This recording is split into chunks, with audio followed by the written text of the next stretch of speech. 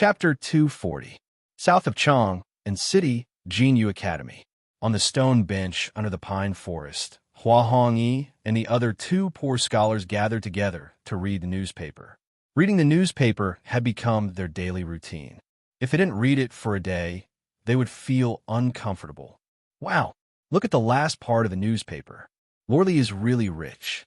He gave out 1,000 strings of cash just like that.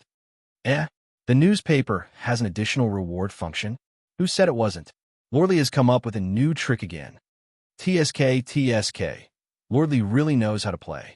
But this way, that leather knight will be rich. Even if it's split 50-50, it's still 500 strings of cash. It's enough for a family of 3 to use for a few decades. Hua Hongyi waved the worn-out fan in his hand and thought for a while.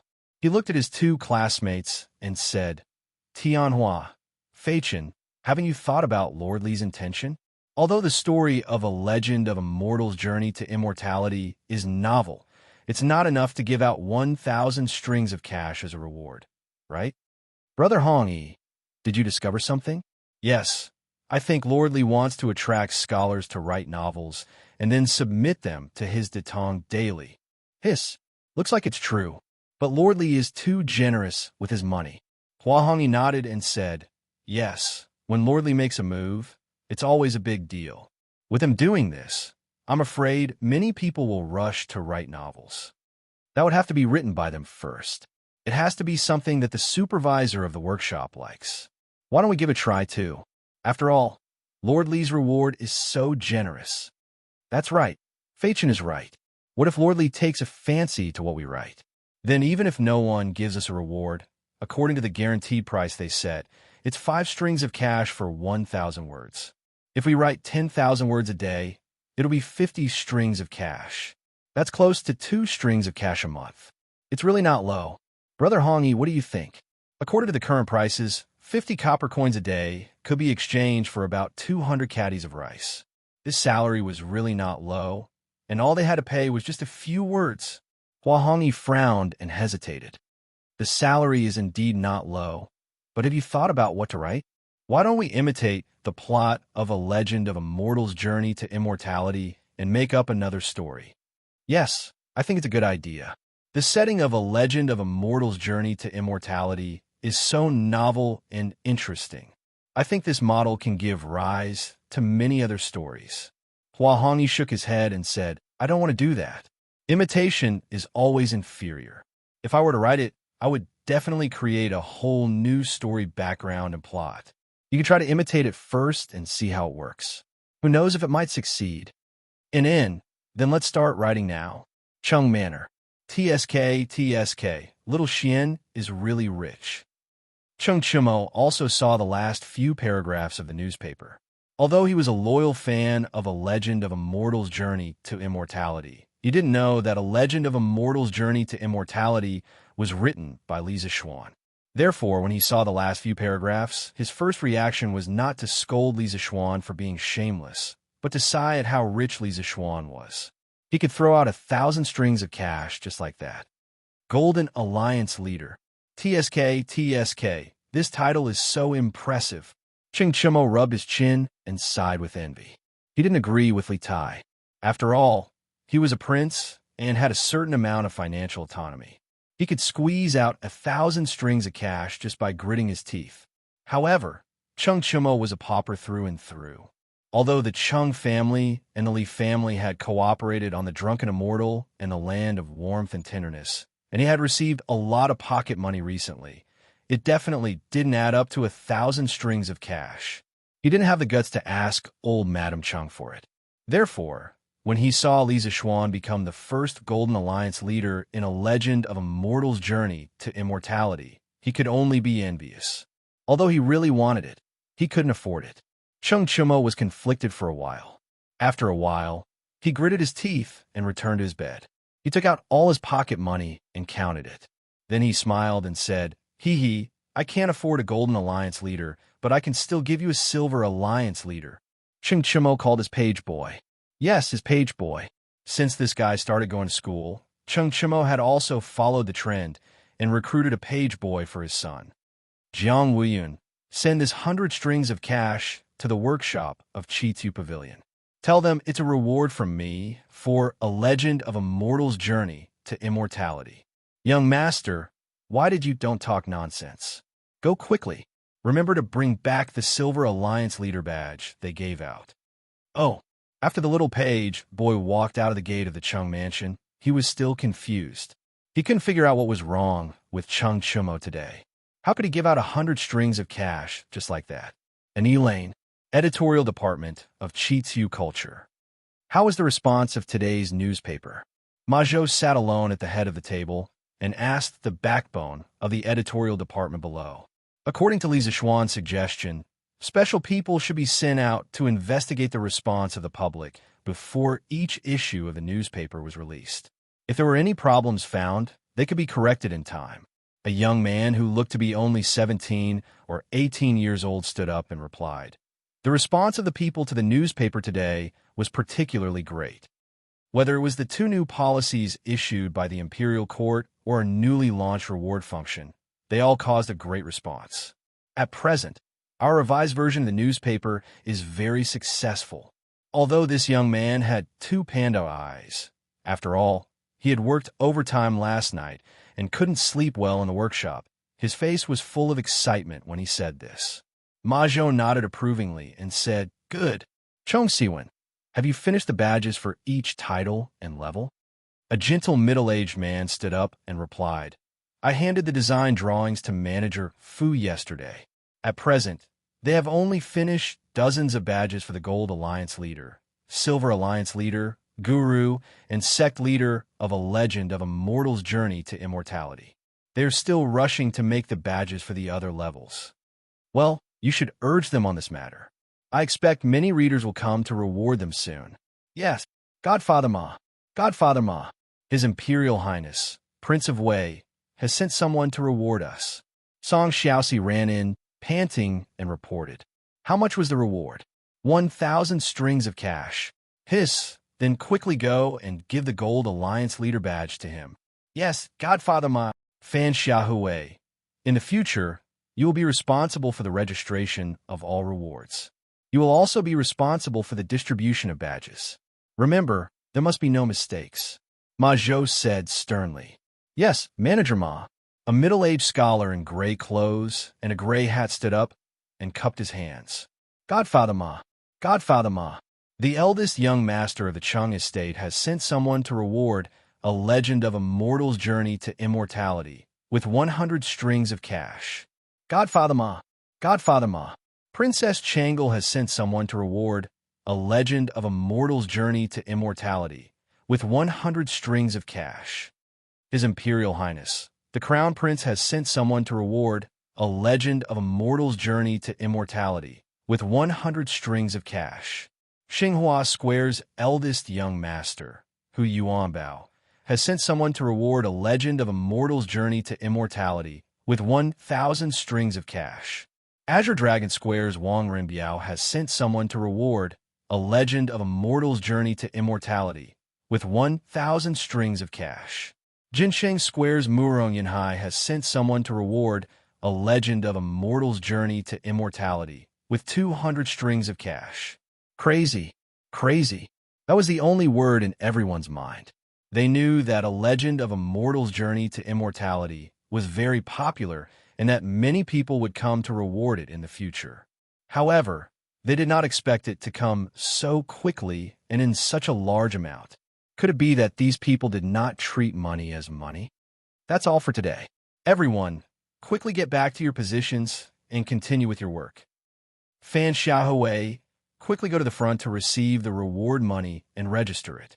Chong Siwen, quickly go to the workshop and urge them to make the badges quickly. Yes. Chapter 241. Gi Lane. Meng Wenhao tried to persuade his father, but to no avail. He could only pray that his mother would come back in the afternoon and persuade his father. After letting his imagination run wild for a while, he became more and more frustrated. After bidding farewell to his father, Meng Wenhao went out. Looking at the busy pedestrians on the street, Meng Wenhao was a little confused. As the saying goes, the world is full of people who come for profit. Most of the people in front of him were rushing to earn money. What was he doing? Isn't this Meng Wenhao? Where are you going? Suddenly, a voice came to his ear. Meng Wenhao found it familiar. He turned around and saw Wang Meng walking towards him. Wang Meng, where are you going? To the workshop of the Strange Interest Pavilion. Wenhao, didn't you read today's newspaper? The Tang Daily can reward now. Mr. Li alone rewarded The Legend of a Mortal's Journey to Immortality with 1,000 strings of cash and became the first Gold Alliance leader. How impressive! Wang Meng, may not be rich, but I can still squeeze out 10 strings of cash and become a leader. What reward? What alliance leader? What is Wang Meng talking about? Meng Wenhao was confused. He had no idea what Wang Meng was talking about. Here, take a look for yourself. Wang Meng took out today's newspaper and handed it to Meng Wenhao. He pointed at the last few paragraphs of the newspaper. Meng Wenhao only understood after reading it. His first reaction was to break down. He didn't expect Li Zixuan to write a novel in private. He even had the cheek to reward himself. How shameless must he be to do such a thing? What's wrong? You must be shocked by Mr. Li's generosity, right? Haha. Wang Meng looked at Meng Wenhao's twitching face and thought that he was too shocked. Meng Wenhao almost vomited blood. He quickly nodded and pretended to be shocked. Yes. I was indeed shocked. Hee. Then take your time to be shocked. I'll take my leave first. Wang Meng gave Meng Wenhao a look that said, I've been there before, so I understand. He patted Meng Wenhao's shoulder, turned around, and ran away. Hey, Wang Meng, your newspaper. Forget it, it's fine. Wenhao, take it first. Meng Wenhao shook his head helplessly. The gloominess in his heart had been diluted by the news he had just received. He had not expected his teacher to be so capricious and unconventional. Since he had nothing to do, he sat down on the pier of the bridge not far away and flipped through the newspaper. Naturally, he also saw the headlines today.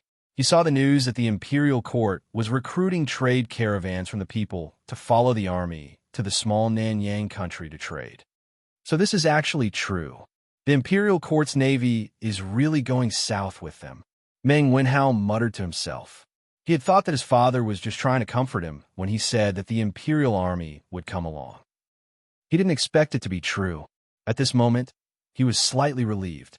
From this piece of news, he understood why Boss Feng suddenly decided to go out to sea. It was all because of this decree issued by the imperial court. But why would the imperial court make such a big move at this time to go south to exchange grain? Would there be a change in the grain supply of the Great Tang in the future? The intelligent Meng Wenhao soon thought of the deeper reason behind this decree. However, he was only guessing and could not be sure. Li residence. Li Zixuan was not idle at this moment. There were big shots coming to his house today. They were Qin Shubao and Li Shaogong. To the people, the decree issued by Li Heir to go south to exchange grain was very sudden and very puzzling. The highest commander of this decree was Li Shaogong. As a member of the Li Tang Empire and Li Heir's trusted right-hand man, Li Shaogong was, of course, one of the few people who knew the real reason for this military operation. It was because he knew that he had to come personally to see Li Zixuan. There were some things he needed to ask in person. However, he had never interacted with Li Zixuan before. It was very awkward for him to suddenly visit. So he asked Qin Xiong to be the middleman. Uncle Qin, you're here. This is... Li Zixuan, who had just practiced swordsmanship in the west courtyard, was told by San Bao that Qin Xiong was here. He quickly wiped his sweat and tidied his clothes. When he came to the front hall, he saw that there was someone else. Xiao Xian, this is Prince Hejin. He is the highest commander of the 20,000 Navy going to Nanyang. Come and greet him. Qin Xiong stood up and smiled. Li Zixuan was shocked. Previously, Li Tai had told him that the Navy this time was led by Li Shaogong. However, he did not expect to see him in person so soon. This Li Shaogong was amazing. He would be one of the 24 meritorious officials of the Lingyan Pavilion in the future. Moreover, he would be ranked second only to Zhang Sun Wuji. Li Shaogong's grandfather, Li Wei, was Li Hu's seventh son. Li Heir's grandfather, Li Wei, was Li Hu's third son. He was also Li Er's cousin. Looking at the Li Tang Empire, Li Xiaogong was considered a rather accomplished person. He was humble and did not claim credit, nor did he take power. He had a noble character and did not even want a big house. He was just a little lecherous. It was said that there were more than 100 singers and dancers in his back room. However, they did not steal or rob, so it was not a big problem. "Greetings, Prince." Li Zishuan cupped his hands and bowed to the vigorous and ruddy man in front of him. "Rise. Kid, you just finished practicing swordsmanship, right? This prince can still feel sword intent from your body." Li Zishuan was sizing up Li Zishuan, but Li Xiaogong was also sizing up Li Zishuan. He narrowed his eyes and felt the sword intent that Li Zishuan had just finished practicing swordsmanship. Li Xiaogong's pupils shrank, and he laughed boldly and asked, "Prince's eyes are as sharp as torches. This kid admires you." Li Zishuan was slightly surprised. He did not expect to meet an expert. He could not see through Li Xiaogong's realm for a while, because Li Xiaogong's blood qi was dozens of times more vigorous than Qin Xiong's. He had probably entered the Grandmaster realm many years ago. What a monster! This Li Xiaogong looked to be in his 30s. Not bad, not bad. Kid, your sword intent is pure and sharp. It is rare for someone your age. However, you still need to practice diligently. Your sword intent is too sharp. You must know that when it reaches its peak, it will decline. You must learn to control your sword intent and restrain it. Recently, this old man has heard that you have been fiddling with a lot of strange things. You are really not doing your job. How can the heart of martial arts not be calm? Kid, you have such a good foundation. How can you neglect your martial arts?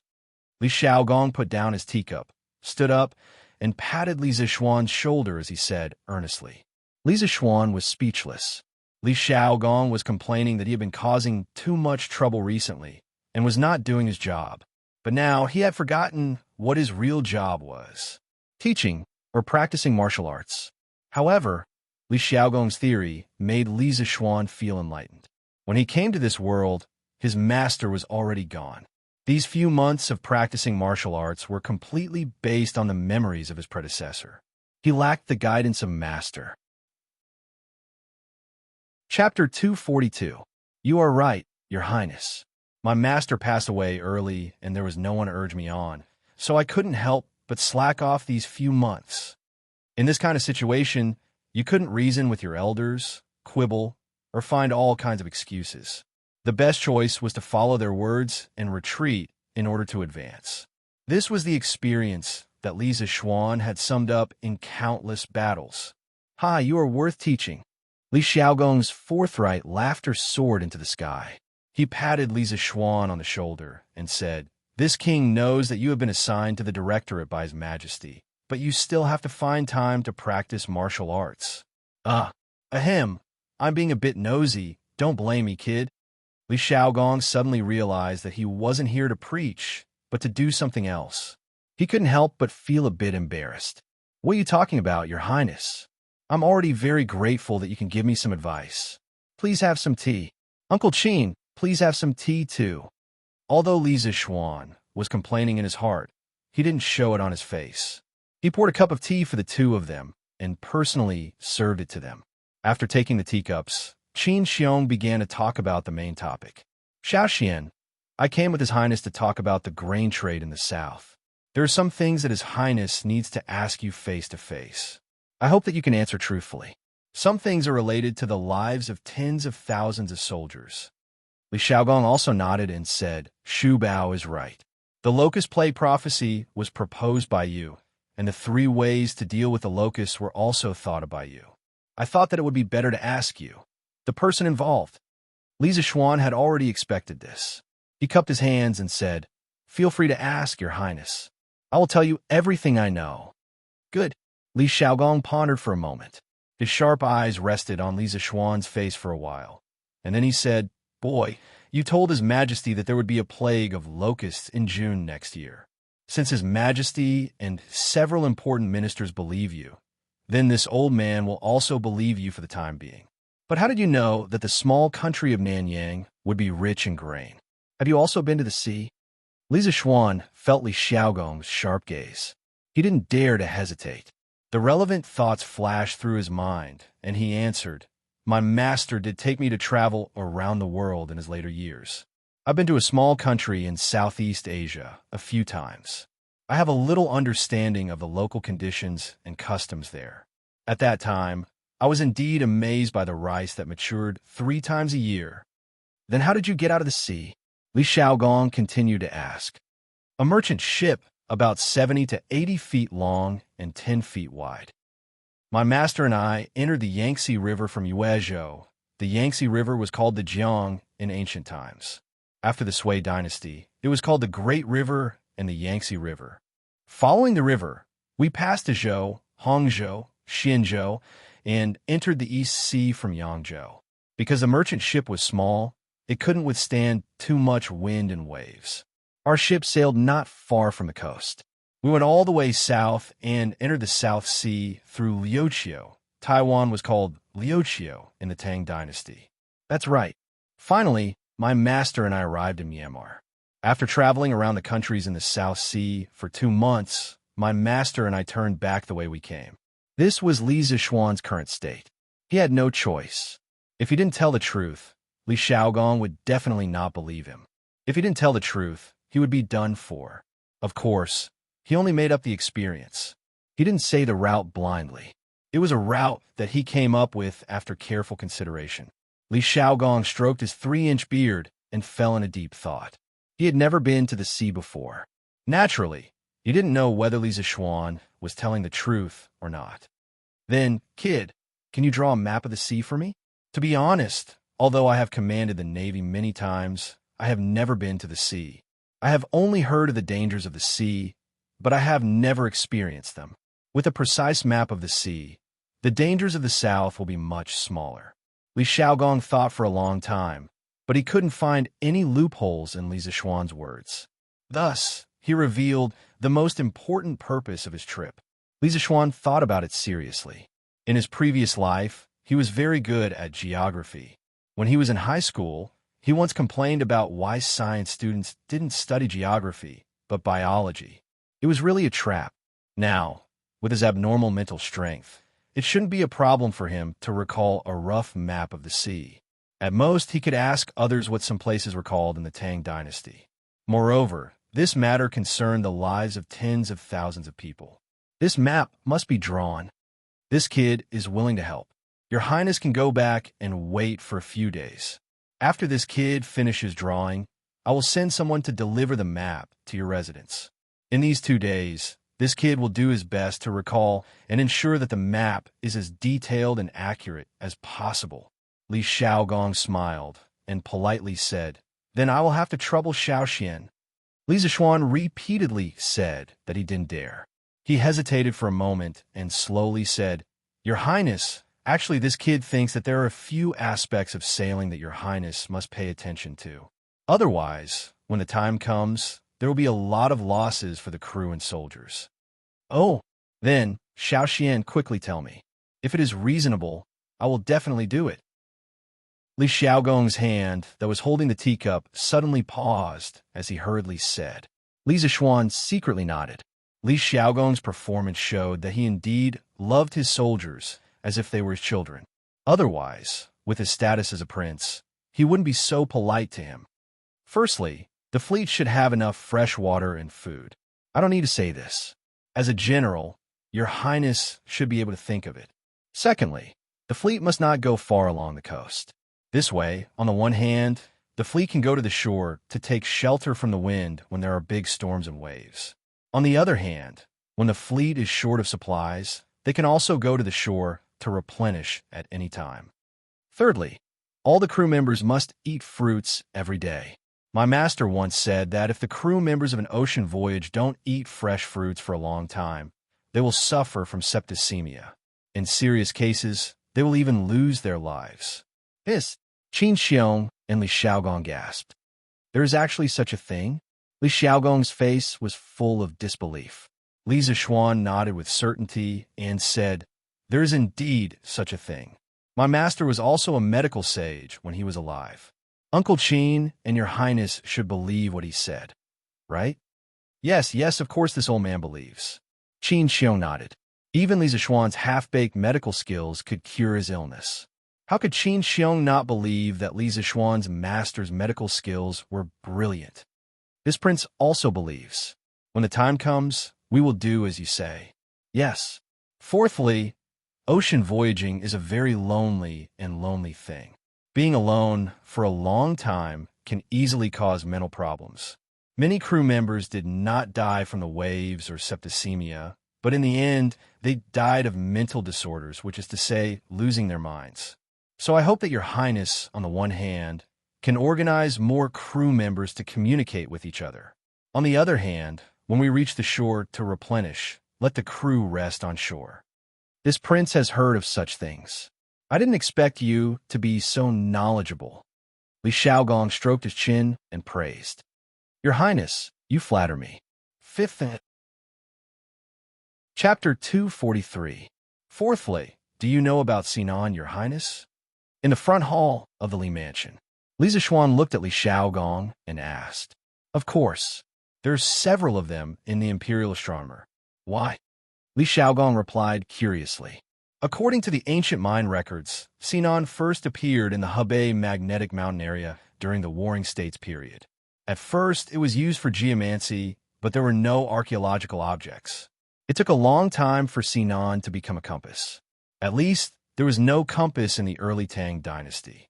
Qiu Yanhan, a geomancy expert in Shaanxi during the Kaiyuan period of the Tang Dynasty, was praised by later generations as the founder of the three needles of geomancy: straight needle, sewing needle, and medium needle. He might be the first inventor of the magnetic needle.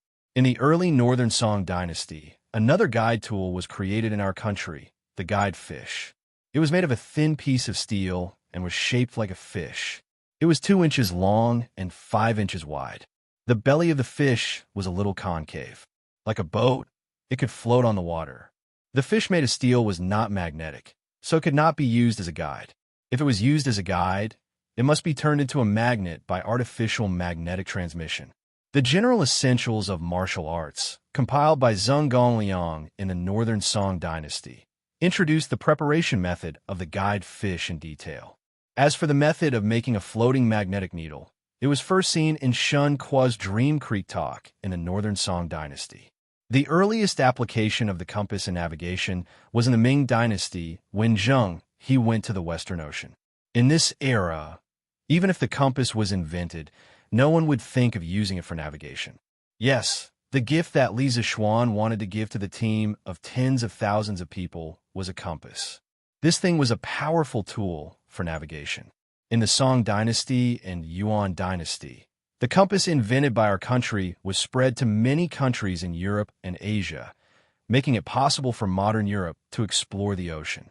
Of course, the European countries established colonies by sailing the ocean and rose completely, but Your Highness, the handle of the Sinan will point to the south no matter how it is rotated.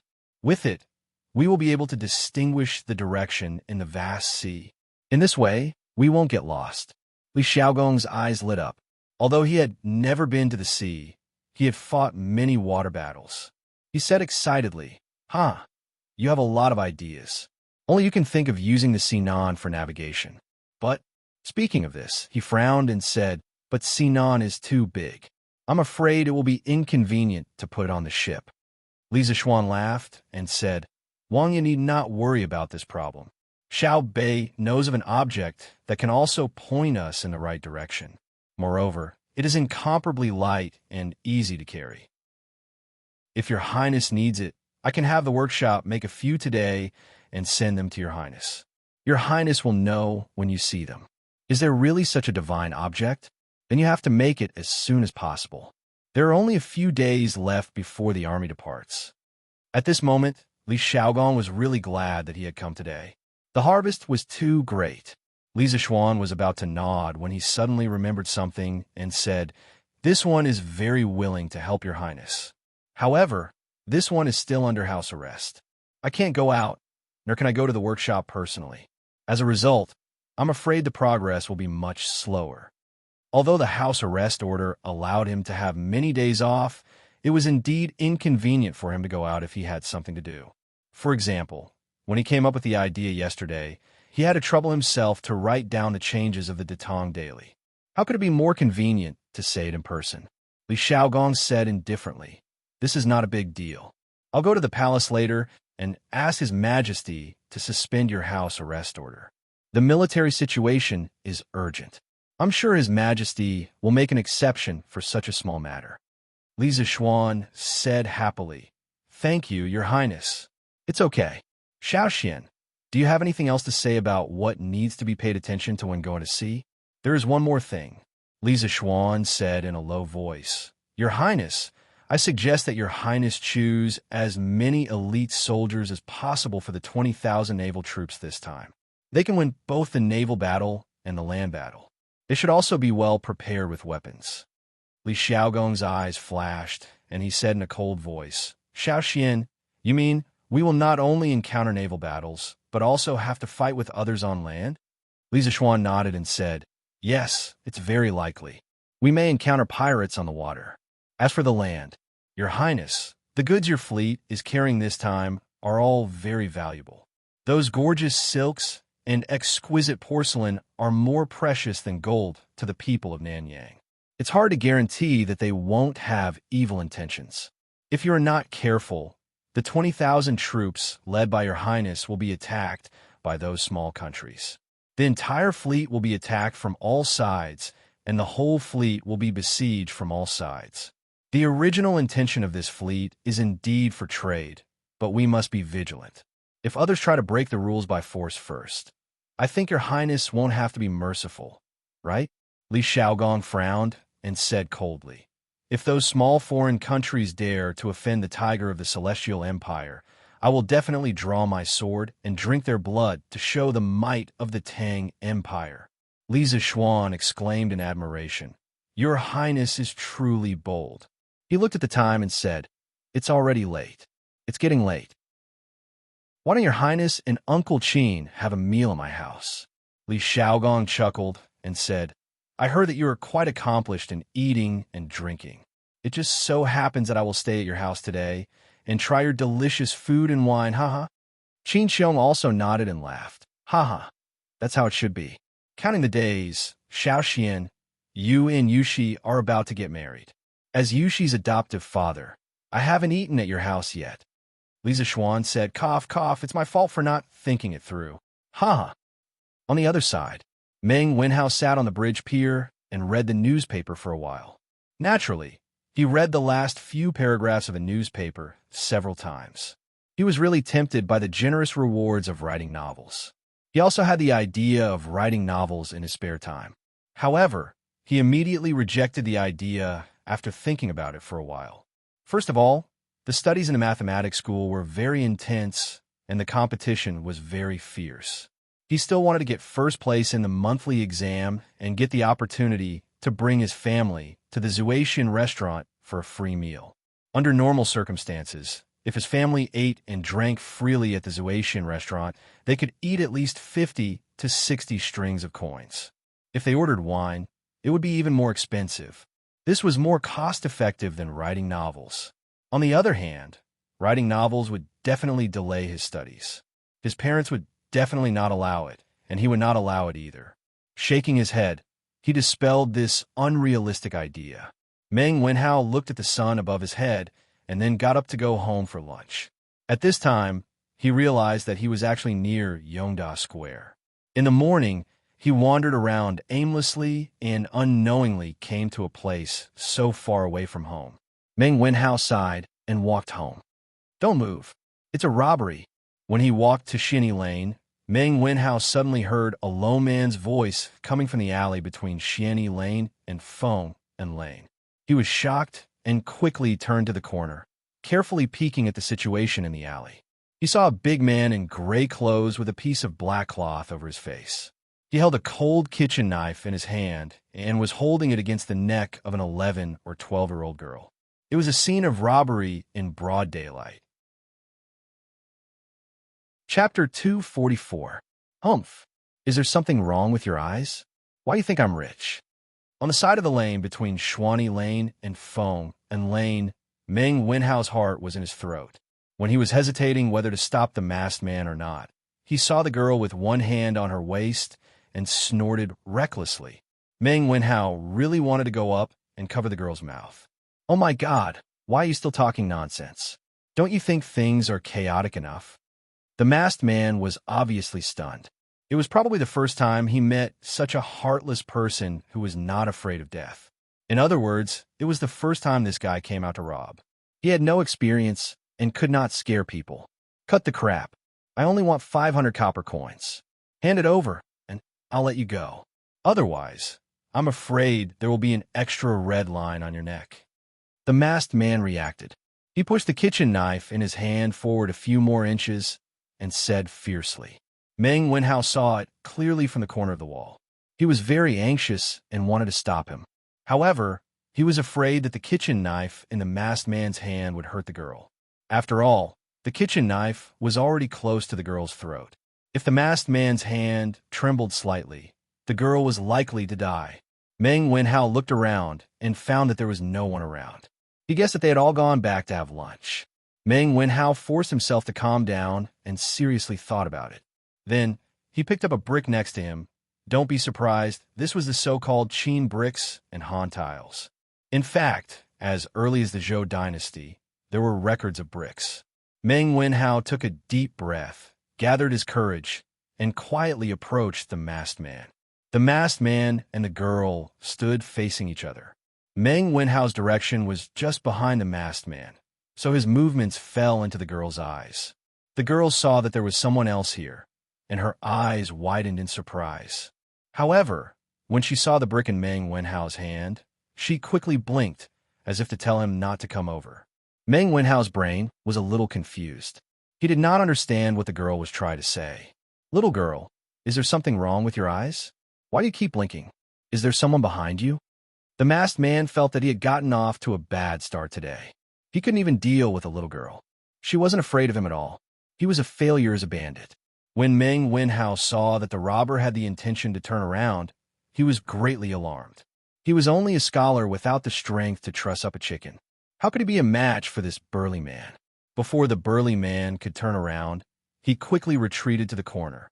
At this moment, he could even hear the sound of his heart thumping. Yes, yes, yes. There's someone there. Look behind you."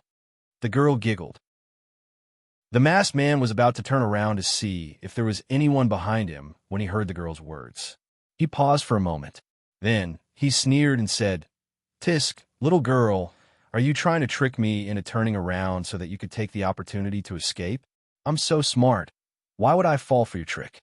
At this moment, the robber felt as if he was possessed by Zhuge Liang.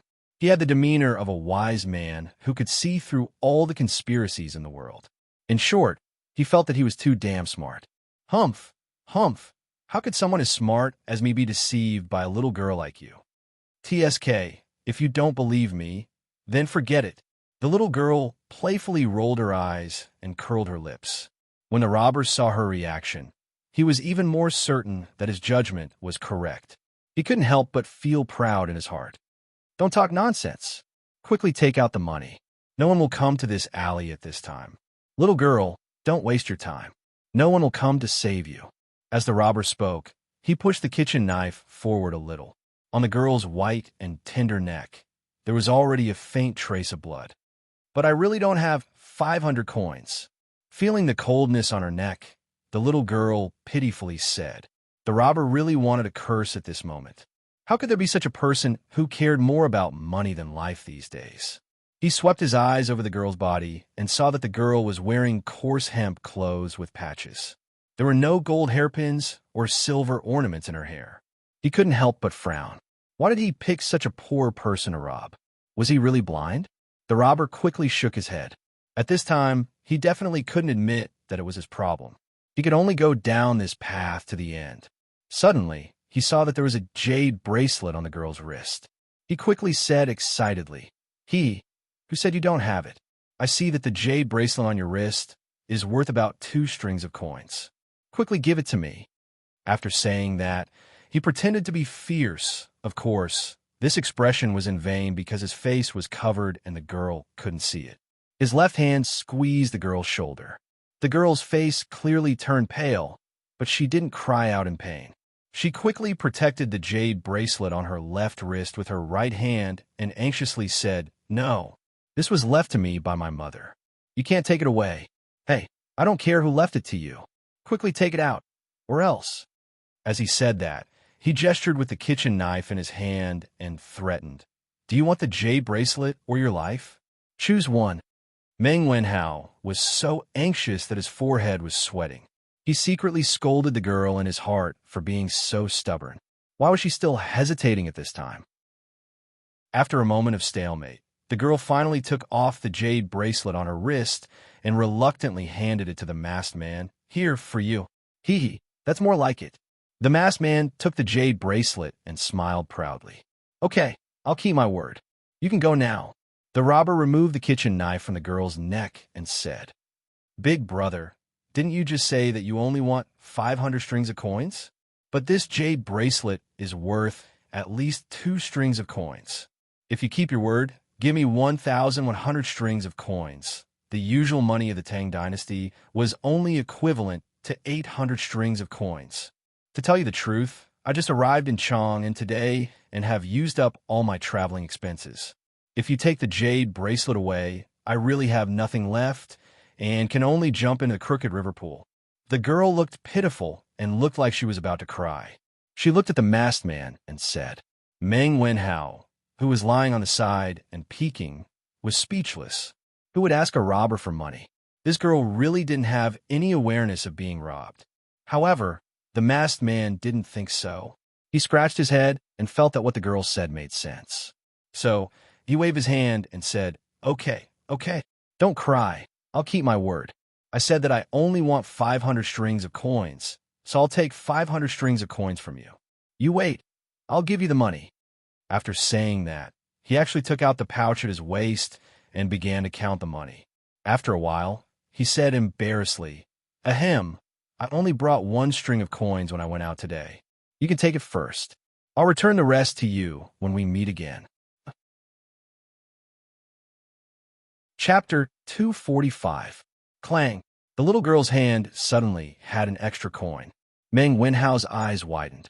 If he had also transmigrated, at this moment he would definitely say, "Mother of asterisk her. Is this even possible?" Hee hee. "Thank you, big brother. You are really a good person." The girl looked at the coin in her hand and suddenly said with a smile. The masked man scratched his head embarrassedly. This was probably the first time someone praised him as a good person. It's good. Little girl, if you want to be robbed again next time, just look for me. Lei Batian. Hey, I spilled the beans. All right. See you later. I'll take my leave first. Meng Wenhao's face was full of black lines. What do you mean you want to be robbed again? Hey, wait. The girl quickly stretched out her hand to block the way. What's wrong? Little girl, what do you want? I don't want to lower myself to your level. Don't fail to appreciate my kindness. The masked man only felt that this girl was very annoying. When did being a robber become so difficult? Hey, big brother, wait a minute. I just found out that I have change here. Here, take it. It's exactly 500 coins. Return the jade bracelet to me. You said before that you always keep your word. The girl didn't know when, but she took out 500 coins from the string of money and handed it to the robber and said. The robber was dumbfounded. Yes, at this moment he felt that the girl in front of him was very reasonable, but he kept feeling that something was wrong. What's wrong? Big brother, don't tell me you want to go back on your word. It said that even robbers have morals. I'm afraid you don't follow the rules of the underworld, right? When this spreads out, you will be ridiculed by the heroes of the underworld. The girl didn't give the masked man a chance to think. It was unknown where she had learned the slang of the underworld from, but the robber was so scared that he was stunned. The masked man wiped the sweat on his forehead and said, unconvinced, Who said I want to go back on my word? Here, I'll return the jade bracelet to you and give me the 500 coins. With that, he snatched the 500 coins from the girl's hand and then stuffed the jade bracelet back into the girl's hand. Big brother is such a good person. You are the true hero of the Greenwood gang. After the girl took back the jade bracelet, she was exceptionally happy. Words of praise were as if they were free. The masked man, was even happier with his daughter's compliment. He waved his hand and said, all right. I'll take my leave first. See you again. After he finished speaking, he swaggered to the other side of the alley with a heroic look on his face and gradually disappeared from sight. Silence. The alley fell into an abnormal silence. Meng Wenhao, who was squatting in the corner, had a look of Sparta on his face. He felt that his worldview was about to be turned upside down. After living for more than 10 years, this was the first time he had seen such an adorably stupid robber. Of course, he definitely did not know the term adorably stupid. Oomph. This big idiot is really blind. This lady is as beautiful as a flower, but she only cared about the money and forgot about the beauty. She is really stupid. This time, this lady was careless and fell into your trap. The next time I see you, I will beat you up every time I see you. Oomph. The girl stomped her feet and said hatefully in the direction where the robber disappeared. Meng Wenhao stood up and was about to step forward to greet the girl when he heard her strange words. Meng Wenhao immediately staggered. He staggered 2 steps before stabilizing himself. He looked at the girl with a speechless expression and said, "What are you talking about? Lady, can you stop talking? You have already cheated him of 300 coins. That robber is really pitiful. What do you mean by I cheated him of 300 coins? This is clearly the money that this lady earned with her own intelligence. Which side are you on, scholar?" The girl's voice suddenly rose by 800 degrees, as if someone had stepped on her little tail. Meng Wenhao felt that today was the day that he had been speechless the most. Facing such a lively and willful girl who was a little shameless, he felt that even if he was well-read and had a belly full of talent, he probably would not be able to win against this girl. All right. You earned it yourself. It's not considered cheating others. Meng Wenhao hurriedly waved his hand and admitted defeat. He then continued, "Since this lady is fine, then quickly go home. Don't let your family worry. The alleys here are crisscrossed and very remote. You'd better not come here alone in the future. It's quite dangerous for a girl like you." Humph. You're young, but you're so long-winded. You're just like an old woman. The girl wrinkled her nose and said sarcastically to Meng Wenhao. "You." Meng Wenhao almost fainted from anger. He pointed at the girl in front of him and wanted to say something. At this time, he heard the girl's tone change and said sadly, "I don't have a family anymore. Uncle is sick and is too sad and went with him. I don't have a family anymore. I don't have a home. Boo-hoo." As the girl spoke, she squatted down, hugged her knees, and cried bitterly. Meng Wenhao was caught off guard by this sudden turn of events. But when he saw the girl speaking sadly and crying sadly, his heart could not help but ache. He squatted down, patted the girl's back, and said softly, "Lady, don't cry. Your uncle and aunt are gone, but your parents are still here." It would have been better if he did not say that. Once he said that, the girl cried even harder. "Boo-hoo. I'm a child who doesn't have parents who love me." At this moment, Meng Wenhao really wanted to slap himself twice. He really had a bad mouth. "Lady, it's possible that your parents had no choice back then. So, you'd better not be sad. Boo-hoo. Even if they had no choice, they couldn't abandon me. They just didn't have me in their hearts." The girl continued to speak pitifully. How can there be parents who don't love their children in this world? Unless they had no choice, I believe that your parents would definitely not abandon you. To be honest, in order to support my studies, my father will risk his life to go to sea in a few days. Therefore, I think that your parents must have had their own difficulties back then. As Meng Wenhao spoke, he could not help but think of his father. For a moment, he could not help but feel sad. Okay. The girl's crying gradually stopped. Slowly, the alley regained its silence. After a moment of silence, the girl stood up and patted Meng Wenhao's shoulder. "All right, I'm not sad anymore. Seeing that you helped me today." "Oh, no. You almost helped me today. I'll treat you to lunch." One in front and one behind, one crying and one laughing. It was as if she had become a completely different person in an instant. Meng Wenhao touched his nose. He felt that if he stayed with this girl for too long, his nerves would definitely be damaged. "No need, I still have to go home to eat." "Fisk, why are you dawdling? It's rare for me to treat someone to a meal. How dare you not give me face? All right, let's go then. Hee hee, that's more like it. What's your name? Mengwen Hao, what about you? My name is Li Yu. You can call me Little Yu. Chapter 246. At the Li residence, both host and guest enjoyed themselves to their heart's content. Aha! The Li residence truly lives up to its reputation for good food and wine. Lord Li, you've given birth to a good son. You can enjoy the rest of your life in comfort. Li Xiaogong's face glowed as he ate. It was clear that he had drunk a lot of wine, but his speech was still rather clear, so he probably wasn't drunk. Your Highness is too kind. My son is naughty and likes to cause trouble. I hope that your Highness can take care of him in the future. Li Xiaogong and Qin Xiong, the two big shots of the imperial court, had come to the Li residence as guests. Naturally, Li Jima had to accompany them to drink. He was now more and more convinced of his son's abilities. First, Li Xiaogong got to know several state dukes, then the crown prince and King Wei. And now Li Xiaogong, a prince with real power and prestige in the military, had come. Sometimes, Father Li couldn't help but wonder if he should find some time to gather all the servants in the house and train them. Well said, well said. Other than being a little lazy, this boy is outstanding in all other aspects. Li Xiaogong smacked his lips as he reminisced about the wine he had just drunk. Qin Xiong was somewhat depressed. He was half a patient, so he naturally didn't get a share of the wine at noon. Little Xian, you have to pay more attention to that tool for navigating. In addition, think about the things you need to pay attention to in the next 2 days.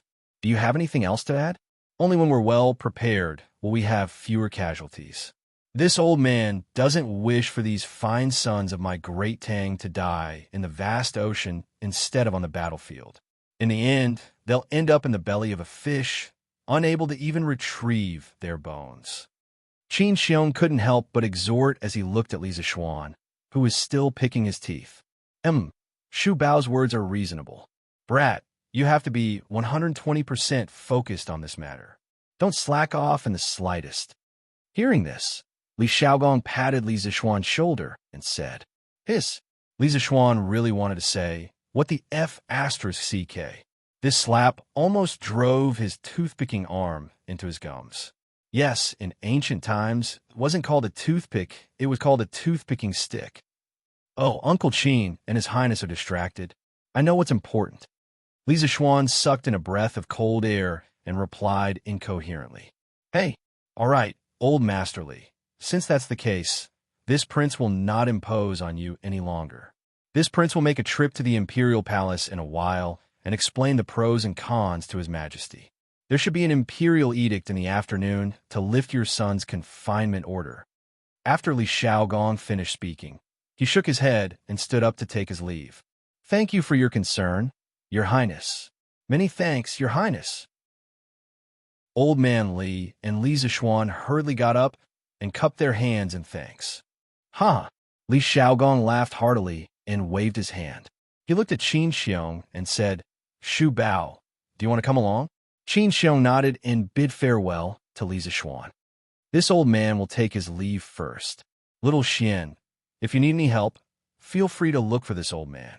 And take care, Your Highness and Uncle Qin. As expected, less than an hour after Li Xiaogong left, an eunuch came to the Li residence to announce that Li Zishuan's confinement order had been lifted ahead of schedule. He also strictly ordered Li Zishuan to make use of the time to make tools to identify the direction and was not allowed to slack off in any way. Phew! Since Li Zishuan's wording in the imperial edict was rather strict, it made people feel that if Li Zishuan did not complete the task in the next few days, he would be beheaded. Therefore, after the eunuch left, Li Du's parents chased him out of the house. All right, Sam Bao, let's go to the workshop. He had thought that he was a complete shut-in. Even if he was grounded, it would not affect his comfortable life. He did not expect that shut-in to have such a restless heart.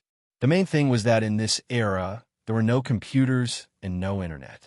Even if he stayed at home, he could not stay at home, not to mention the internet. As long as he had a computer and could play single-player games at home, Li Zishuan could stay at home. Fortunately, the confinement order had been lifted and he could go out. Otherwise, he would have gone crazy if he had to stay at home for 5 days. Although there were conditions for lifting the confinement order in advance, a small compass was a piece of cake for a graduate student in precision instruments like him. Yes, young master, San Bao answered excitedly. Other than Li Zixuan, San Bao was the happiest person to have his confinement order lifted. This meant that he could go out in a luxury car again. This was the hidden benefit of being an experienced driver. The horse carriage moved slowly on the streets of Chang and city, getting further and further away. Meng Wenhao, I'm very happy today. What do you want to eat? Just order hee. In a roadside noodle shop in the East City, Liu touched the 300 copper coins that she had just earned in her purse. She was full of confidence and had the attitude of a nouveau riche. You order. Also, you have no relatives or friends in Chang'an. I advise you to save the 300 copper coins. Meng Wenhao said worriedly. On the way, through chatting with each other, he had a rough understanding of Liu's current situation. The little girl's adoptive parents, who were also her uncle and aunt, used to live in Bingzhou, which was also Taiyuan. In the 13th year of Sui Day, 618 AD, Liu, who was still in swaddling clothes, was entrusted to Fu Lingyan and Lu Yixue, Liu's adoptive parents, by a mysterious couple. They said that they would come back to take her away in 2 to 3 months or a year. The Fu family was a large family in Taiyuan, and Fu Lingyan was somewhat knowledgeable. He saw that the couple was in a sorry state, and their expressions were rather panicked. He could even faintly see traces of blood on their clothes. He guessed that the couple might have encountered a very thorny problem. He instinctively wanted to keep the couple at the door. After all, the world was in chaos at the time, and no one was willing to fall into inexplicable trouble for no reason. Fu Lingyan was about to refuse when Lu Yixue tugged at his arm and looked lovingly at the little girl in swaddling clothes. They had been together for more than 10 years. How could Fu Lingyan not understand his wife's thoughts? He could not help but feel a pain in his heart. After being married for so many years, although they were very loving, they did not have a child. They had seen many famous doctors, but it was to no avail. The child had become a knot in their hearts that they could never get rid of. Looking at it now, his wife probably wanted to adopt the baby girl. In the end, Fu Lingyan gave in and adopted Liu. He had asked about the couple's identity, but they refused to tell him. Instead, they wanted to give him a large sum of money to raise their daughter. Of course, Fu Lingyan didn't lack the money, so he refused. Just like that, Liu was settled in the Fu family. The only thing her parents left behind was the jade bracelet. Lu Yixue was a mother for the first time. Naturally, she was very excited. Although her identity as a mother could be taken away at any time, she still treated Liu as her own. What she did for Liu was even more than what a real mother would do. Just like that, the Fu family had a little cutie. A little cutie that could be taken away at any time. Liu was in such a happy environment, waiting for her birth parents to come, who knew that in the 6th month of that year, peasant uprisings would spread throughout the country. Li Yuan, who was guarding Taiyuan at the time, and his second son, Li Shimin, took advantage of the situation to rebel. He called back his eldest son, Li Jiansheng, and his fourth son, Li Yuanji, from Hedong, west of today's Yongji Shaanxi. He sent Lu Wenjing to the Tujue to ask Shibi Khan to send troops to help. He also recruited troops to attack Guangzhou. The Central Plains fell into the flames of war. Taiyuan, as the place where the dragon rose, was naturally the first to bear the brunt. Various mountain bandits took advantage of the chaos to commit crimes, burning, killing, and robbing. The Fu family was also affected. To escape the chaos of war, Fu Lingyan decided to move his family to the south. Chapter 247. In order to let Liu's biological father and mother find Liu in the future, Fu Lingyan left a letter in the main hall of the house before he left. He explained that the Fu family had moved south to avoid the chaos of war and asked them to search the Jiangnan area after they found the letter. In this chaotic world, human lives were worthless. Fu Lingyan didn't know if a mere letter could reach Liu's parents, but he had tried his best and had a clear conscience. Along the way, they naturally met many bandits. Their lives were on the line many times, and Fu Lingyan also suffered many internal injuries. In the end, the Fu family settled down in Jiangnanzhuezhou. At this time, Fu Lingyan had used up all the gold, silver, and valuables he had brought with him when he left Bingzhou. Most of them were given to the bandits. Although they could no longer live a luxurious life, because of Li Yu's participation, the husband and wife were able to live happily. The man was in charge of the external affairs while the woman was in charge of the domestic affairs. Their lives were still quite good. Chuyin village was surrounded by mountains on 3 sides. It was like a paradise.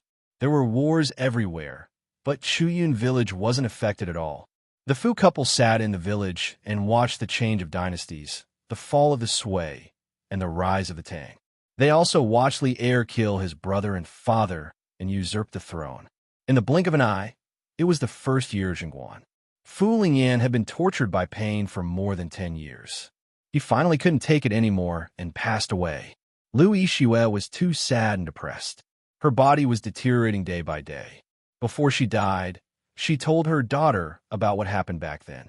She guessed that Li Yu's parents were probably from a rich family, because the jade bracelet was extraordinary. She also suggested that she go to Chang and to find out where her parents were. Li Yu was smart and alert since she was young. She stumbled alone and miraculously reached Chang, a city with the meager wealth left behind by Fu Lingyan and his parents. After entering the city, she was confused by the crisscrossing streets in Chang city. That was why she encountered bandits near Shuani Lane. I invited you to a meal out of goodwill, but you don't know what's good for you. You're lecturing me. If you don't order, I'll order. At Chin's noodle shop at the entrance of the East Market, the two of them sat under the awning outside and started bickering. Boss, give me 2 bowls of egg noodles. Ah, no, 1 bowl of egg noodles and the other bowl without eggs. Li Yu gave Meng Wenhao a provocative look. Meng Wenhao was speechless. Okay, dear guests, the total is 18 copper coins.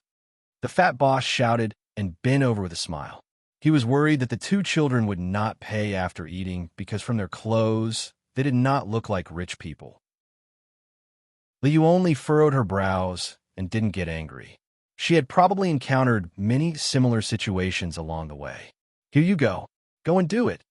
Li Yu counted 18 copper coins and slammed them on the table as if she was demonstrating her power. The fat boss didn't mind. He smiled and reached out to grab a copper coin. Suddenly, a hand appeared out of thin air. Wait! Meng Wenhao stood up and grabbed the fat boss's hand. What happened? The fat boss looked at Meng Wenhao blankly and asked, Boss Chun, it's not nice of you to do this. Your egg noodles have always been 10 copper coins a bowl. Why did you only give us 2 copper coins when we asked for 1 less egg? As a local of Chang, and Meng Wenhao was quite familiar with the prices. Boss Chun straightened his neck and said, We have clearly marked the price. How is that not nice? If you think it's not worth it, you can eat the egg noodles. Isn't it just 2 copper coins? If Li Zishuan was here, he would definitely scold the boss for being an unscrupulous businessman. He actually started a bundling sale and forced people to buy and sell. However, Meng Wenhao didn't know the marketing techniques used by these businessmen. Meng Wenhao pointed at the boss angrily. He then stood up and pulled Li Yu and said, Little Yuer, let's go. We're not eating here. Wait, Meng Wenhao, come closer. Li Yu waved her hand and pulled Meng Wenhao to the side, whispering, Little Yuer, what's the matter? Meng Wenhao, let me ask you, how much is an egg in Chang'an? Li Yu asked mysteriously. She had just arrived in Chang'an today. Of course, she didn't know how much an egg cost here. However, she was smart. After seeing Meng Wenhao's reaction, she roughly guessed at the price of an egg in Chang and was definitely more than 2 copper coins. An egg in Chang and is 5 copper coins. Moreover, the imperial court recently issued a decree to reduce taxes for raising chickens. In the future, the price of an egg will definitely rise. So, little Yuer, let's not eat here. This boss is deliberately cheating us. Li Yu opened her mouth wide in shock. She couldn't believe it and said, Why are eggs in Chang'an so expensive? Our eggs in Yang are only 2 copper coins. If I had known earlier, I would have brought more eggs to sell. Wouldn't I have made a fortune? Meng Wenhao was speechless. His companion's brain structure was probably really different from his. She always thought of strange things. I'm just joking. Why are you looking at me like that? Li was annoyed by Meng Wenhao's look of looking at her, as if she was crazy. Ahem, it's nothing. Let's go to another place to eat. Hey, 2 customers. Are you still eating or not? Don't hinder our business. Boss Chun, who was at the side, couldn't help but say impatiently when he saw the 2 children chattering nonstop. Not eating. Eat. Just eat. Meng Wenhao and Li Yu each had their own opinions. The 2 of them were like natural enemies. They had only known each other for less than half a day and had already bickered countless times. Are you still eating or not? Eat. I'm the one paying. Of course. I'm the one who has the final say. Little you are. Meng Wenhao wanted to persuade her, but he saw Li Yu's eyes flash with a hint of slyness. She even winked at him. Meng Wenhao had just seen this scene. Wasn't it when she cheated the robbers in the morning? Thinking of this, Meng Wenhao quickly shut his mouth. He began to mourn for the fat boss in front of him. He just didn't know how little Yu was going to deal with it this time. Meng Wenhao was a little excited. All right, then give me 18 copper coins first. The fat boss sighed and said with a smile. No. Boss, we don't want what we ordered just now. Change the order. Li shook her head and smiled mischievously. Then, what do you want to eat? Boss, you just said that egg yang chun noodles cost 10 copper coins and normal yang chun noodles cost 8 copper coins. Is that right? Yes. That's right. Huh. Li Yu smiled proudly and finally revealed her foxtail. She said slyly, Boss, give us 10 bowls of egg yang chun noodles. We don't want noodles, we only want eggs. Here, 20 copper coins for you. What? The fat boss was dumbfounded. It was as if he was struck by lightning. He was stunned on the spot. Chapter 248. Miss this, how can you eat yang chun egg noodles without noodles? The fat boss was stunned for a moment before he reacted and smiled bitterly. Why not? If others can eat yang chun noodles without eggs, why can't I just eat eggs without noodles? Li Yu frowned and pretended to be unhappy. But this is against the rules. We don't want to do business with you. You should go elsewhere. The fat boss could not argue with her and could only chase her away. You just think that you will lose money by selling like this, right? You just charged 8 coins for a bowl of yang chun noodles without eggs. Why didn't you think that you will lose money by setting the price like this? A black-hearted boss like you should be sent to the authorities. Li Yu said angrily with her hands on her hips. What's wrong? I don't know. I just came. It seems that the boss purposely set the price to cheat outsiders. Is that so? Chin's Noodle House was located at the entrance of the East Market. It was an outdoor noodle house where the diners ate under the awning outside. It was hard not to notice such an open noodle house located in such a crowded area. After a while, 4 or 5 onlookers came to watch the show and pointed at the fat boss. All businessmen paid attention to their reputation, and the fat boss was no exception. When he saw the onlookers pointing at him, his expression changed. He pulled Li Yu over and whispered with a slightly stern look, Brother Li Yu, don't be so rude. Little girl, don't look for trouble. I can see that you're from another city, so don't go overboard. Be careful of what you say. How about this? We'll do what you just ordered. I'll only charge you 15 copper coins. You 2 eat quickly. Let go, Boss Chin, what do you want? Meng Wenhao, who was at the side, didn't have time to react. When he did, he quickly pulled Li Yu behind him and angrily said to the fat boss. Li Yu stood behind Meng Wenhao with an inexplicable look in her eyes. How dare you threaten me? Everyone, please be the judge. This restaurant's yang chun egg noodle soup costs 10 copper coins per bowl, but the boss charged 8 copper coins per bowl for the ordinary yang chun egg noodle soup without eggs. Now the eggs in chong and cost 5 copper coins per bowl. Don't you think this boss is evil? Li Yu pointed at the fat boss and said to the crowd, Wow, the owner of this shop is really evil. Yes, I really didn't expect this. I've been to the shop before. The boss here is indeed quite evil. The onlookers understood what had happened and criticized the fat boss one after another. Seeing that he had been pointed at by thousands of people, the fat boss's expression flashed with a trace of viciousness. He shouted, "Little girl, you forced me to do this. Dabao, airbao, come out quickly and chase these two bastards away." "Father, they're here."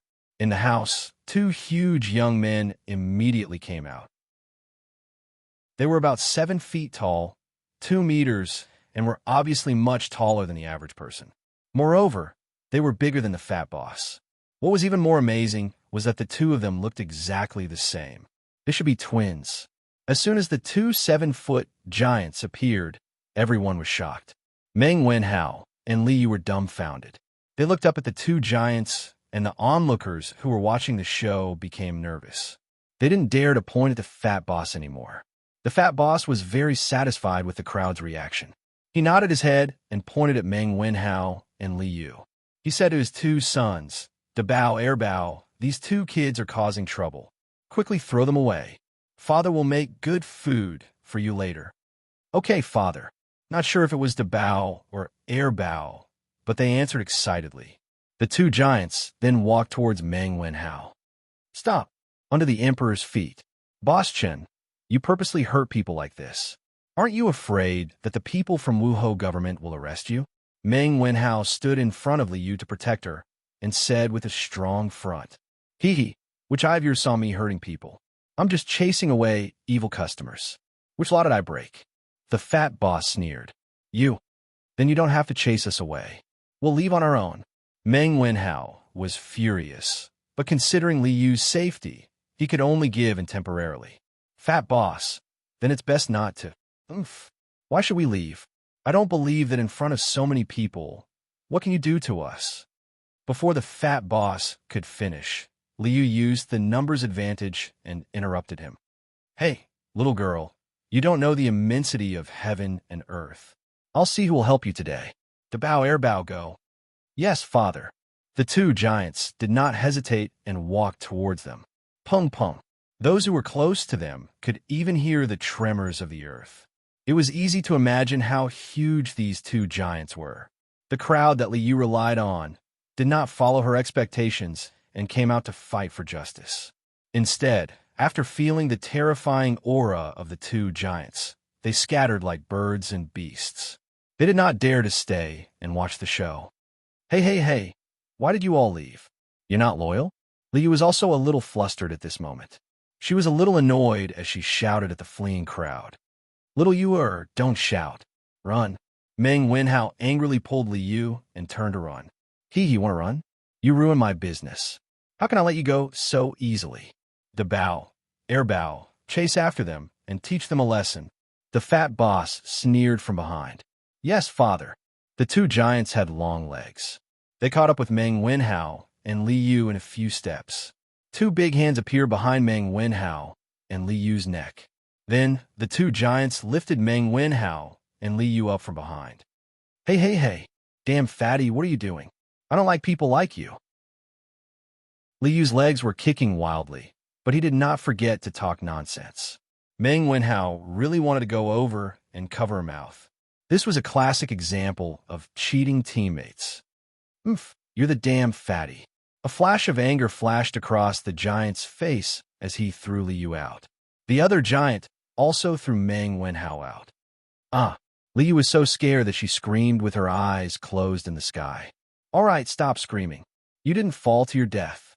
Li Zishuan looked at the little girl who was still screaming in his hand and couldn't help but be speechless. He also wanted to let go, but this girl not only kept screaming, her hands and feet also kept swinging randomly. If he let go, this girl would fall to the ground.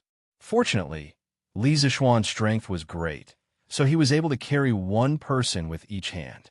Meng Wenhao was still fine. Although he was scared and pale, he was still quiet. "Sir, why are you here?" Chapter 249. East Market, not far from Chen's noodle shop. Meng Wenhao, who was still in shock, stood on the ground and looked at Li Zishuan. I'm fine." Li Yu, who was lifted in the air, screamed for a while. She realized that she hadn't landed on the ground, so she opened her eyes in surprise. Li Zishuan saw that the girl had returned to normal. So he put her down and said to Meng Wenhao, "Heh, if I came a little later, you two would have been buttocks, right?" Coincidentally, Li Zixuan had just been released from his house ban.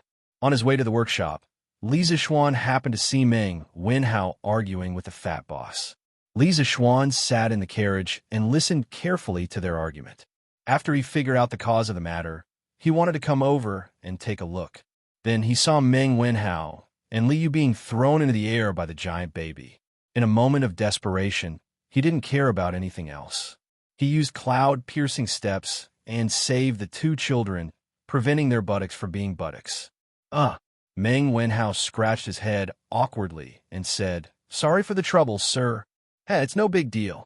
Li Zixuan waved his hand and didn't care. "Wow, you're Meng Wenhao, sir? How can you be so young?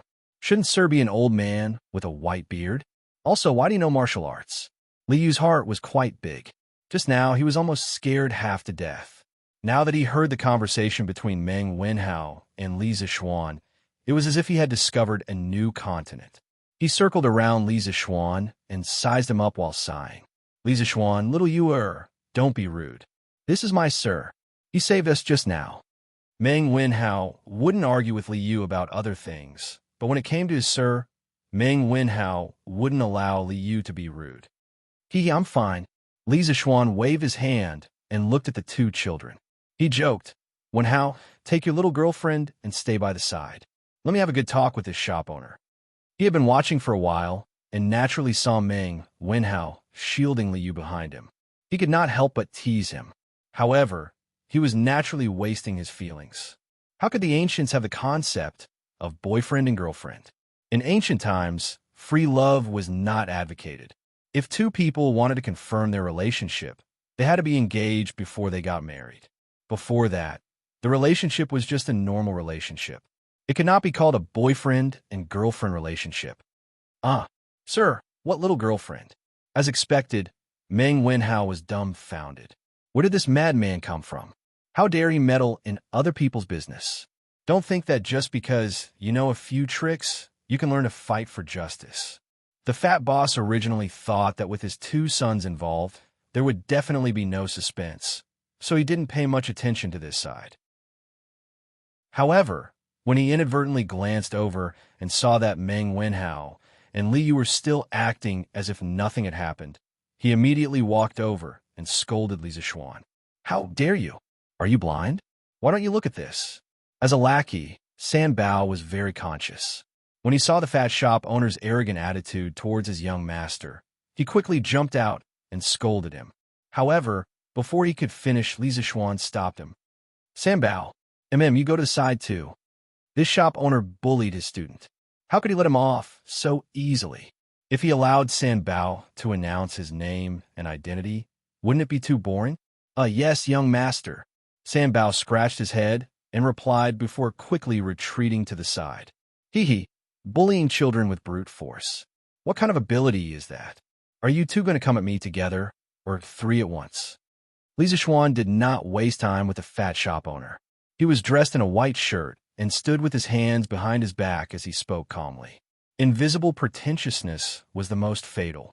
His image of an otherworldly expert had really stunned Meng Wenhao and Li Yu. The two children looked at Li Zixuan with hearts in their eyes, looking like modern brainless fans.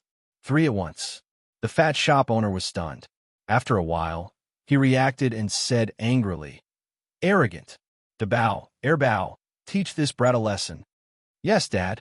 The two giant babies, one with Raging Bull Charge and the other with Mount Tai Crush, pounced on Li Zixuan with great momentum. Li Yu, who was standing at the side, saw the momentum and swallowed her saliva with difficulty. At this moment, she finally understood that she was courting death just now. Li Zixuan was not frightened by the momentum. These two were just boorish people who only knew how to use brute force to suppress others. Although there was a saying that one can defeat 10, their strength was far from that level. In terms of strength, these two giant babies would not be able to defeat Li Zixuan even if they worked together. Li Zixuan stood at the same spot without moving. He still had a calm expression on his face. Seeing the two giant babies getting closer and closer, Li Yu whispered to Meng Wenhao, "Wenhao, Is your master scared out of his wits? Oh no, your master looked quite handsome just now, but he's going to be crushed into a meat patty soon. Meng Wenhao frowned and said unhappily, Don't talk about my master. Lisa Xuan, who was standing at a distance, could not help but twitch his mouth.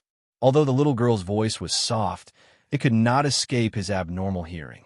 However, it was not the time to care about this, because one of the giant babies was about to hit his stomach, and the other one had already soared into the sky and pressed down with the momentum of Mount Tai. Meng Wenhao, Liu, and San Bao held their breaths nervously and widened their eyes. On the other side, the fat boss's mouth flashed a trace of a sinister smile. Li Zishuan stretched out his hands very slowly, but it happened to block the two giant babies. The raging bull could not move forward anymore, and the Mount Tai was directly held above Li Zishuan's head with one hand. Silence. Silence. Silence. What kind of scene was this?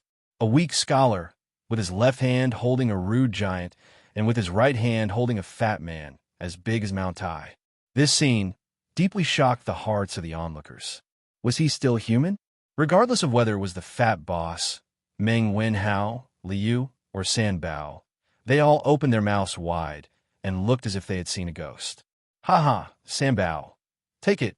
These are your two brothers, De Bao and Air Bao. The three of you can make up the auspicious three treasures. Li Zishuan laughed and used some true qi in his palms to shake the two giant babies to San Bao's feet and throw the other one directly.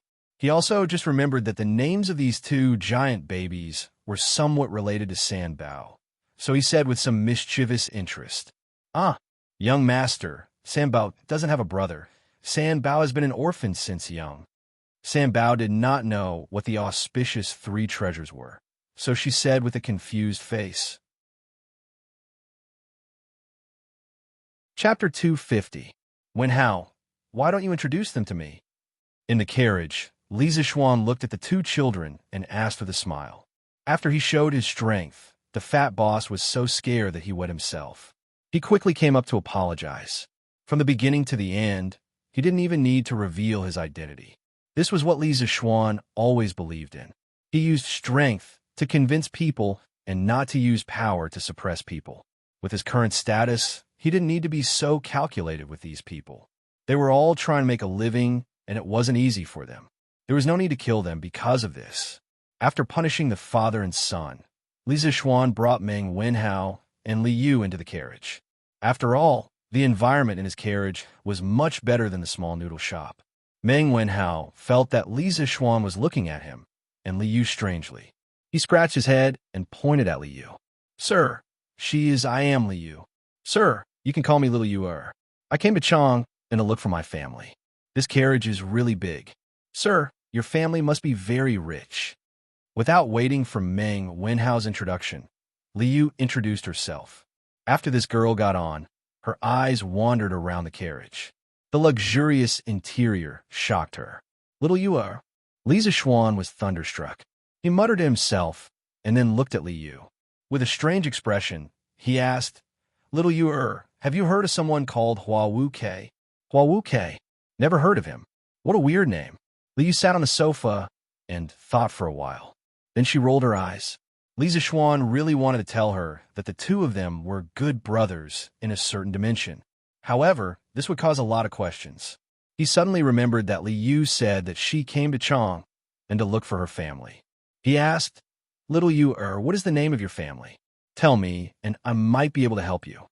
Liu, who was enjoying herself on the sofa, froze when she heard that. However, she didn't cry this time. She said bitterly, I came to Chang to find my parents, but I don't know what their names are. Taiji Palace, Sweet Du Hall. Lier looked at Li Xiaogong, who was staggering out of the door, and shook his head. He smiled helplessly at Zhang Sun beside him and said, Sigh, no one can resist the temptation of the drunken immortal. Even Xiaogong is addicted to it. Zhang Sun smiled and said, Your Majesty, Li Zishuan seems to have a new idea. I don't know how his brain works, but he keeps coming up with new and strange ideas. As for Chengxian and Qingke, Li Zishuan sent someone to deliver a type of carriage yesterday. I want to take a look. Sitting in that carriage was incomparably comfortable. I didn't feel any bumps at all. It was truly too miraculous. Oh, with such a good thing, this stinking brat actually didn't give me one. How preposterous. When Lier heard this, he was first slightly surprised. Then he said somewhat angrily, "Pucci." Zhang's son covered her mouth and laughed.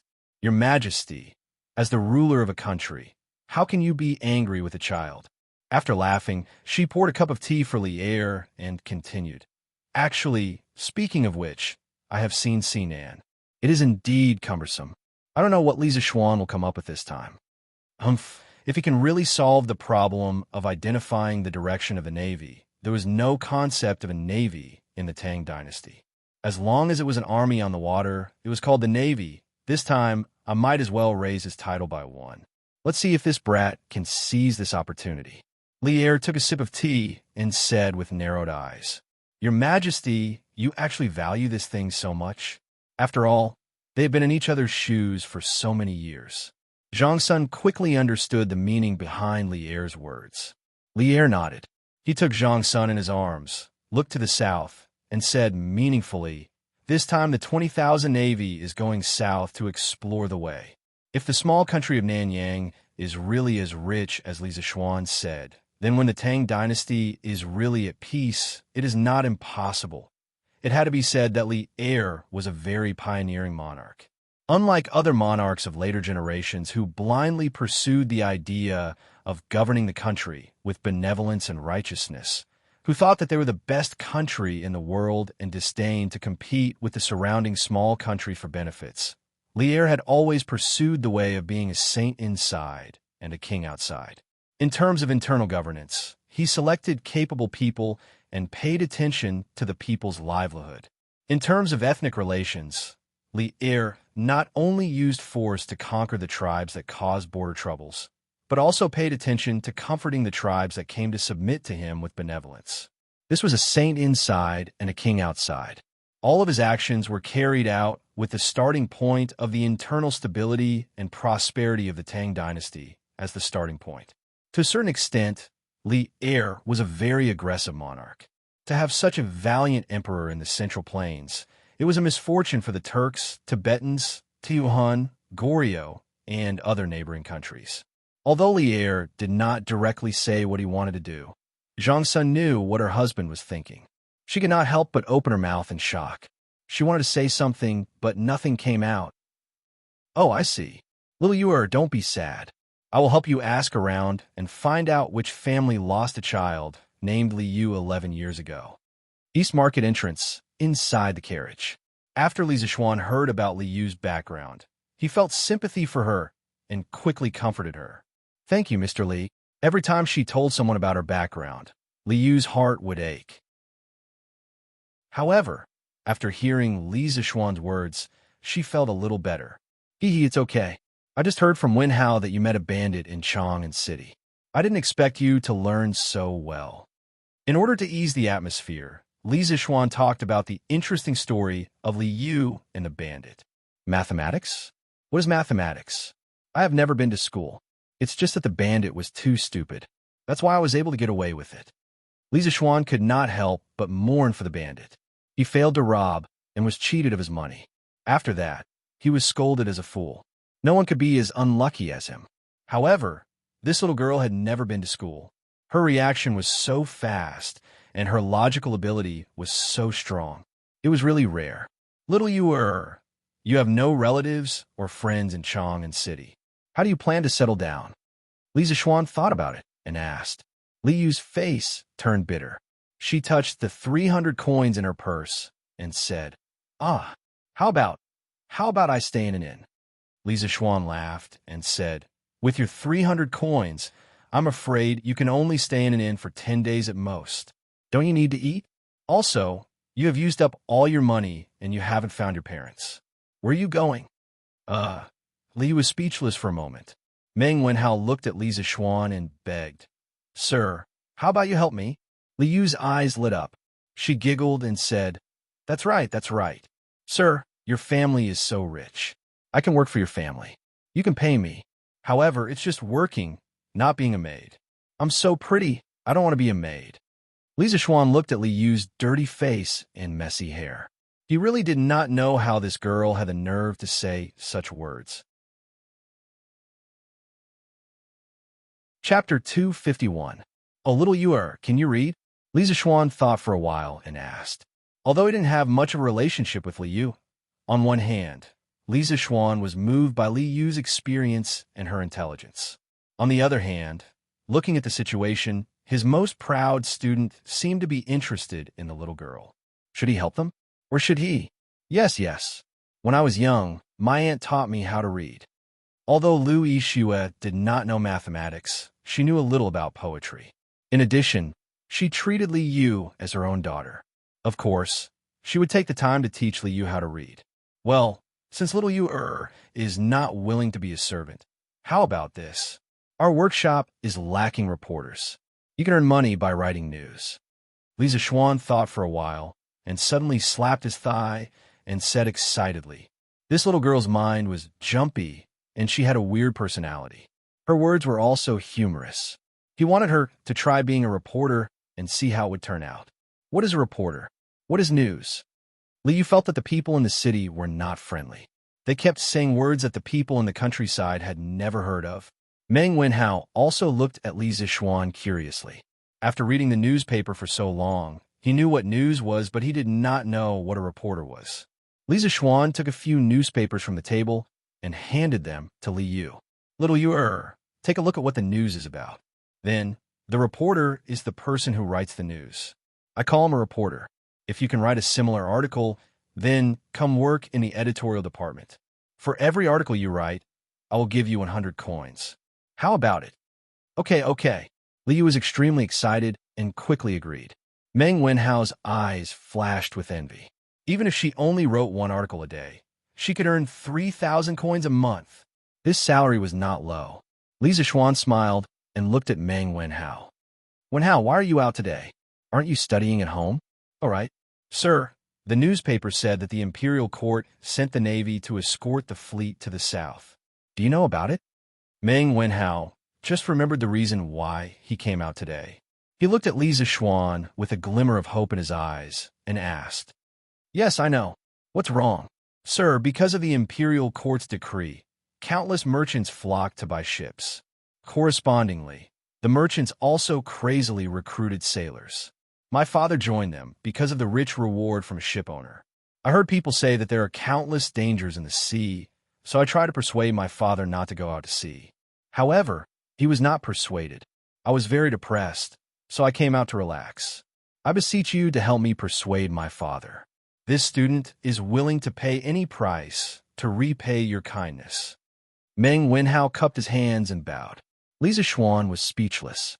When he was in the Imperial College, he had some understanding of Meng Wenhao's family situation. He did not expect that helping Li Zixuan publish 2 decrees would cause Meng Wenhao's father to risk his life to go out to sea to earn money. This made Li Zixuan think of his father in his previous life. In his previous life, his family was not well off. His father was from the countryside. In order to support his education, his father went home to farm during the busy season and worked at the construction site during the free time. He remembered one time when his father was working on the 9th floor of a building. The wooden plank under his feet suddenly broke, and he fell from the 9th floor. If his father hadn't relied on his strong survival instincts to step on a suspended steel pipe during the fall, changing the direction of his fall and finally landing in a pile of sand, he would have died from this fall. Even so, after that accident, his father's vitality was greatly damaged. After that, his body was not as good as before. No matter what era it was, every father did not have it easy. There were always many fathers who risked their lives to earn money for their children so that their children could have a good future. This was also one of the reasons why he valued Meng Wenhao, because he saw a lot of shadows of his previous life in Meng Wenhao. Wenhao, I can't help you with this matter. Your father risked his life to go out to sea. This was a choice he made for you. This is a father's persistence. No one can change it. Although I can give your father a sum of money to not go out to sea, I don't think that a father who is willing to sacrifice his life for his child will accept this charity. A father's love is like a mountain. I admire your father's actions, but I don't want to give him charity because this is an insult to an iron father. If you really care about your father, then study hard and strive to pass the imperial examination in the future to bring honor to your family." Li Zixuan stared at Meng Wenhao's eyes and said very seriously. Meng Wenhao's eyes reddened. After listening to Li Zixuan, he cupped his hands and said, "Thank you for your advice." Wenhao was too impulsive. Li Zixuan waved his hand and said, "Haha, it's okay. But your father will be much safer this time. I will go back and tell Prince Ajin that he will be the Navy commander this time. I will ask him to take care of your father's fleet. It shouldn't be a big problem. Besides, I'm going to make a small tool for their fleet to identify the direction. With it, the fleet's safety will be another layer of protection.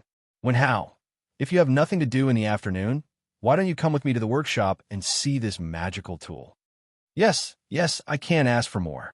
When Meng Wenhao heard that the small tool for identifying the direction could give the fleet an extra layer of protection, he wanted to go and see it himself. It would be best if he could help. After all, it was related to his father's safety. Now that he heard Li Zixuan's invitation, he had no reason to refuse. I'll go too. Mr. Li, your newspaper is so interesting. I also want to go to the workshop to see it." Li Yu, who had been reading the newspaper for a long time, said excitedly. He had to say that this girl was really lucky. When she first arrived in Chang'an, although she encountered robbers, she was scared but not in danger. She even got her first sum of money and met Meng Wenhao. Then, she met Li Zixuan, the big tycoon, and was directly assigned a job. Her luck was really out of this world. "Okay, I'll take you to see the editorial department of Tang Daily. San Bao, continue the workshop." Li Zixuan also had the same idea. He nodded and shouted outside, "Yes, young master." San Bao answered, and the carriage continued to move slowly. Wow, this carriage runs so smoothly. There's a toilet and a place to wash your hands in the carriage. Mr. Li, your carriage is so useful. How long have I been a reporter for to be able to buy such a carriage? Once the carriage started moving, Li was like a curious baby. Her exclamations could be heard everywhere. It was Meng Wenhao's first time in such a carriage. Although his eyes flashed with surprise, he did not make a fuss like Li Yu. Li Zixuan looked at Li Yu and thought about it seriously before replying, "If you write a news article a day, you'll be able to buy a car like this after working for about 22 years. Little you work hard. I have high hopes for you." Li was speechless. "High hopes my ass." Chapter 252. Faubert, arrange a quiet room for me and get someone to show this lady around the editorial department. She will be a reporter for Tang Daily in the future.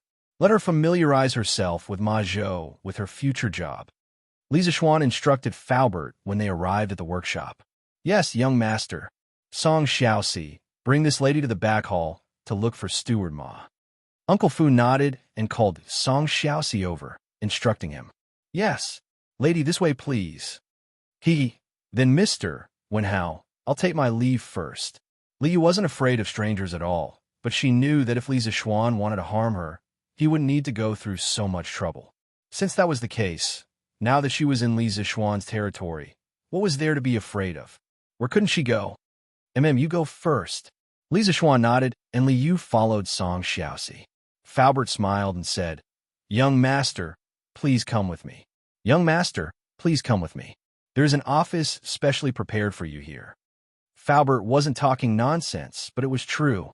The original layout of the workshop originally had a courtyard reserved for the owner. Yin Lied used to come here often, but when it was Li Zixuan's turn to take over the workshop, he didn't stay for long.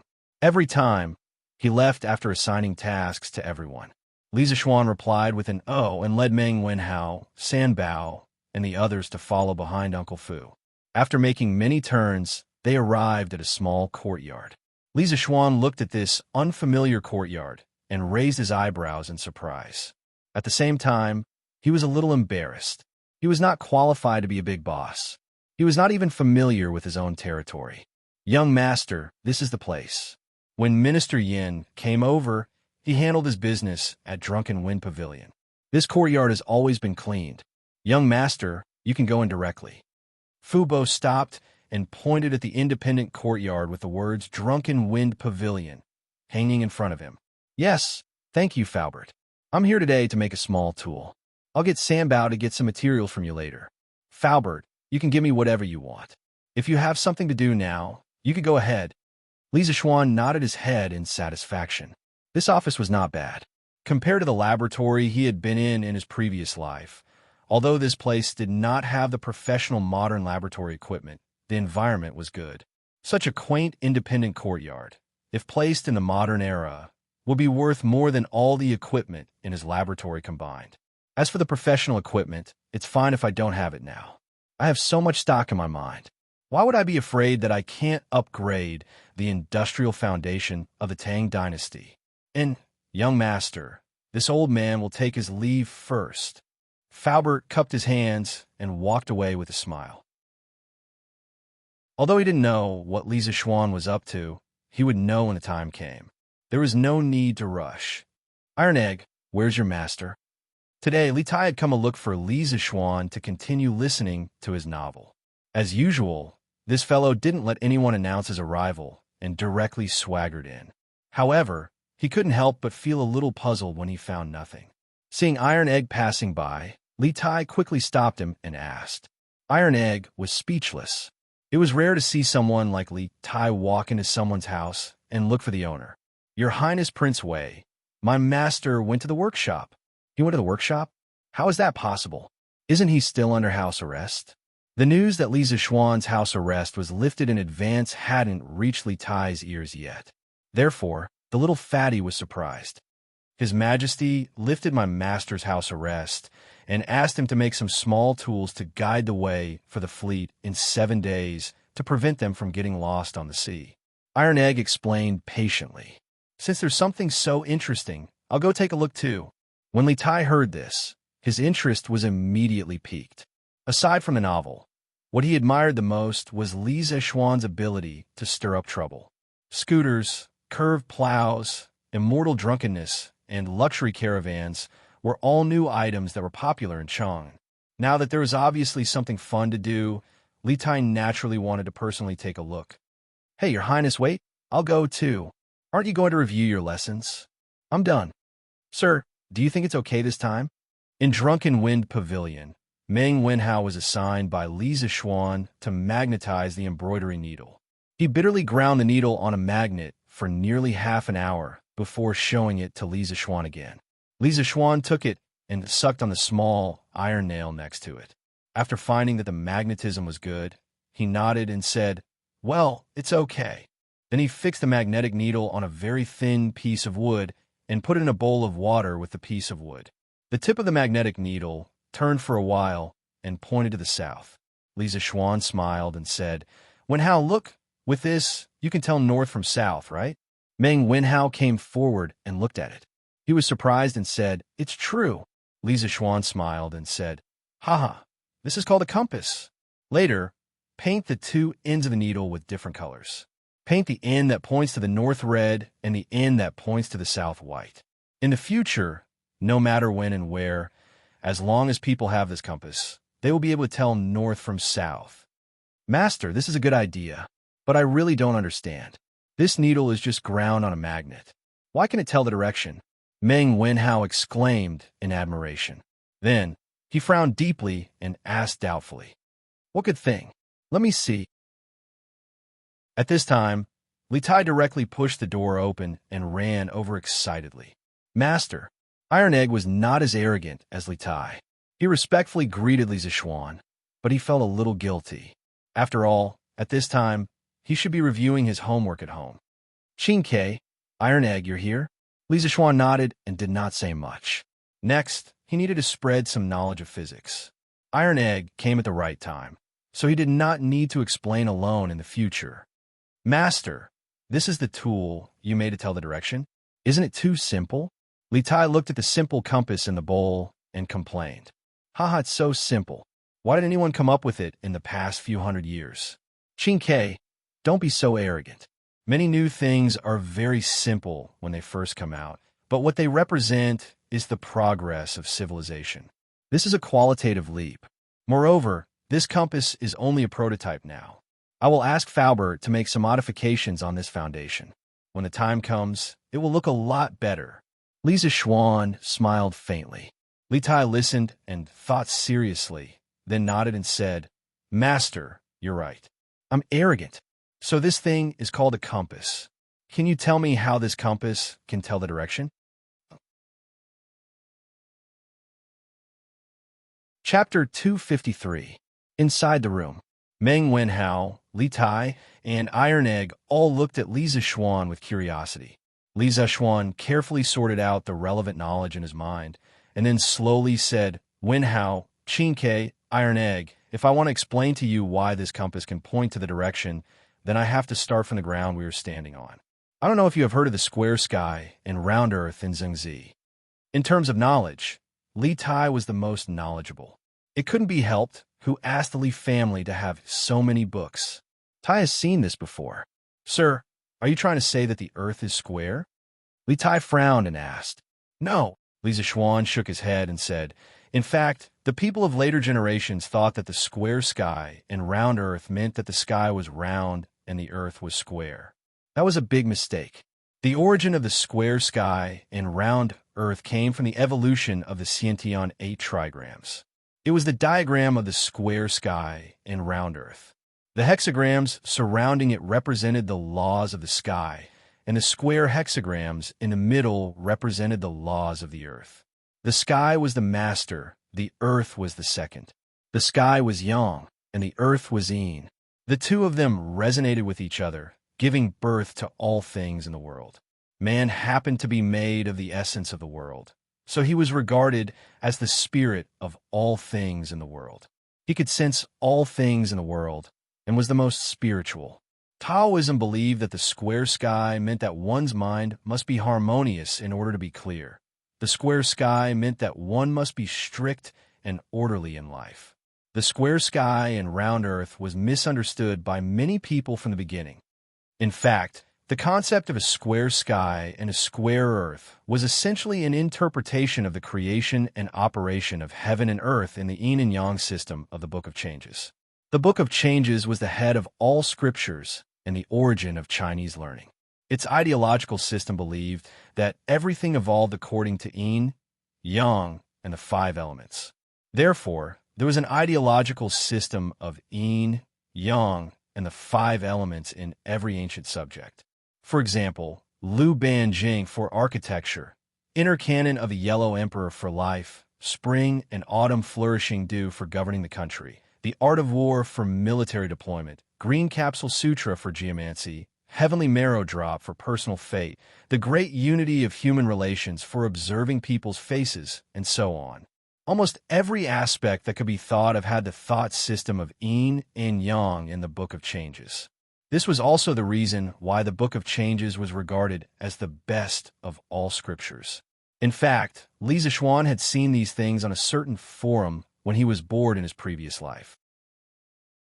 As the last disciple of spiritual master Ling Su, he had transmigrated for so long and finally had the opportunity to preach Taoist culture and talk nonsense while he was at it. It was really not easy. After listening to Li Zixuan's philosophical words, the other 3 people in the room couldn't help but fall into deep thought. "Then, sir, what is the shape of the land we are on?" At this moment, a crisp voice came from the door. It was Little Fishy. "Ah, Little Fishy, have you finished looking at the editorial department? How was it? How did it feel?" Li Zixuan asked with a smile. "Oh, the atmosphere there is very good, but they're all knowledgeable people. Sir, Little Fishy feels that I am not qualified for this job." When Li went to the editing department, she was stunned by the scene inside. However, compared to those knowledgeable editors, Little Yu, who had never gone to school and could barely read, was instantly hit by a blow. "Hee, I didn't expect that our extraordinarily astute and eloquent Little Fishy would have a timid moment." Li Zixuan smiled and said, "But Little Fishy, it is wrong for you to think this way. Although you are not knowledgeable, you have your advantages. The news on our Datong daily doesn't need to be very literary. You just need to write a novel and interesting story. I think you are qualified for this position." "Really? Really?" Li Yu asked excitedly. Yes, of course. Later, try to write an article and show it to me. Maybe I can give you some pointers. Of course, before you write the news, you have to go to the people and find some interesting things. As a reporter, you can't make something out of nothing. Yes, yes. I will go out tomorrow to find the news. This girl had a big heart. Her bad mood came and went quickly. At this moment, she was no longer as dispirited as before. Instead, she was full of enthusiasm. Then she said, Sir, can you continue to talk about the shape of the earth? Li Tai and Iron Egg nodded quickly. At this time, they didn't have extra time to care about who Li Yu was and where she came from. Their minds were hooked by Li Zishuan's theory just now. In fact, the earth we are standing on is a sphere. The reason why we can't feel that it is a sphere is because its size is too big. I call this piece of land the earth. Every person in every corner of the earth has the sky above their head. The direction they're standing in is pointing to the center of the earth. Li Zishuan said as he held an iron ball and gestured. Then why don't the people below the earth fall? Li Tai asked with a frown. Li Zishuan glanced at him and said, In fact, for the earth, there is no such thing as above and below. The earth itself rotates by itself. Look, this is the sun and this is the earth. When the earth rotates here, this area is daytime. On the other hand, the opposite side is night. When the other side rotates, the area on that side becomes daytime. This is the sunrise and sunset that we see every day. As for Qingqiu's question about why people won't fall, I'll leave it to you guys to figure out for yourselves. But there's one thing I can tell you for sure. The earth is definitely round, and people definitely won't fall. Sir's theory is really novel, but it also makes some sense. Li Tai nodded thoughtfully. He couldn't completely accept it in a short time. After all, the shock it brought to him was too great. Qingke still doesn't seem to believe me. Then I'll give you 2 more examples. When a ship comes from afar, we always see the mast first and then the hull. If you haven't seen the sea, it's the same in a big river. On the other hand, no matter where we are or how high we stand, the range of our vision is always limited. These all prove that the earth is spherical. That's true. I've seen many ships like this on the river before. Hearing this, Li Yu hurriedly shouted happily. Well, after explaining that the earth is spherical, I'll tell you why the compass can point the way. This will be a new subject. This subject will bring you into a new world. Chapter 254. Take a look at this bar magnet. I tied a string to its center and suspended it in the air. When it is still, I call the end that points to the south pole of the magnet. The end that points to the north is called the north pole of the magnet. Then, I'll label it with the north pole and south pole labels. Qingke, follow my steps and label the other magnet with the north pole and south pole labels. In the Drunken Wind Pavilion, Li Zishuan was holding a bar magnet and conducting the most basic physics experiment for the 4 of them. Good. Tai, come and try. Li Tai had read a lot of the 4 books and 5 classics, but he had never done a real experiment before.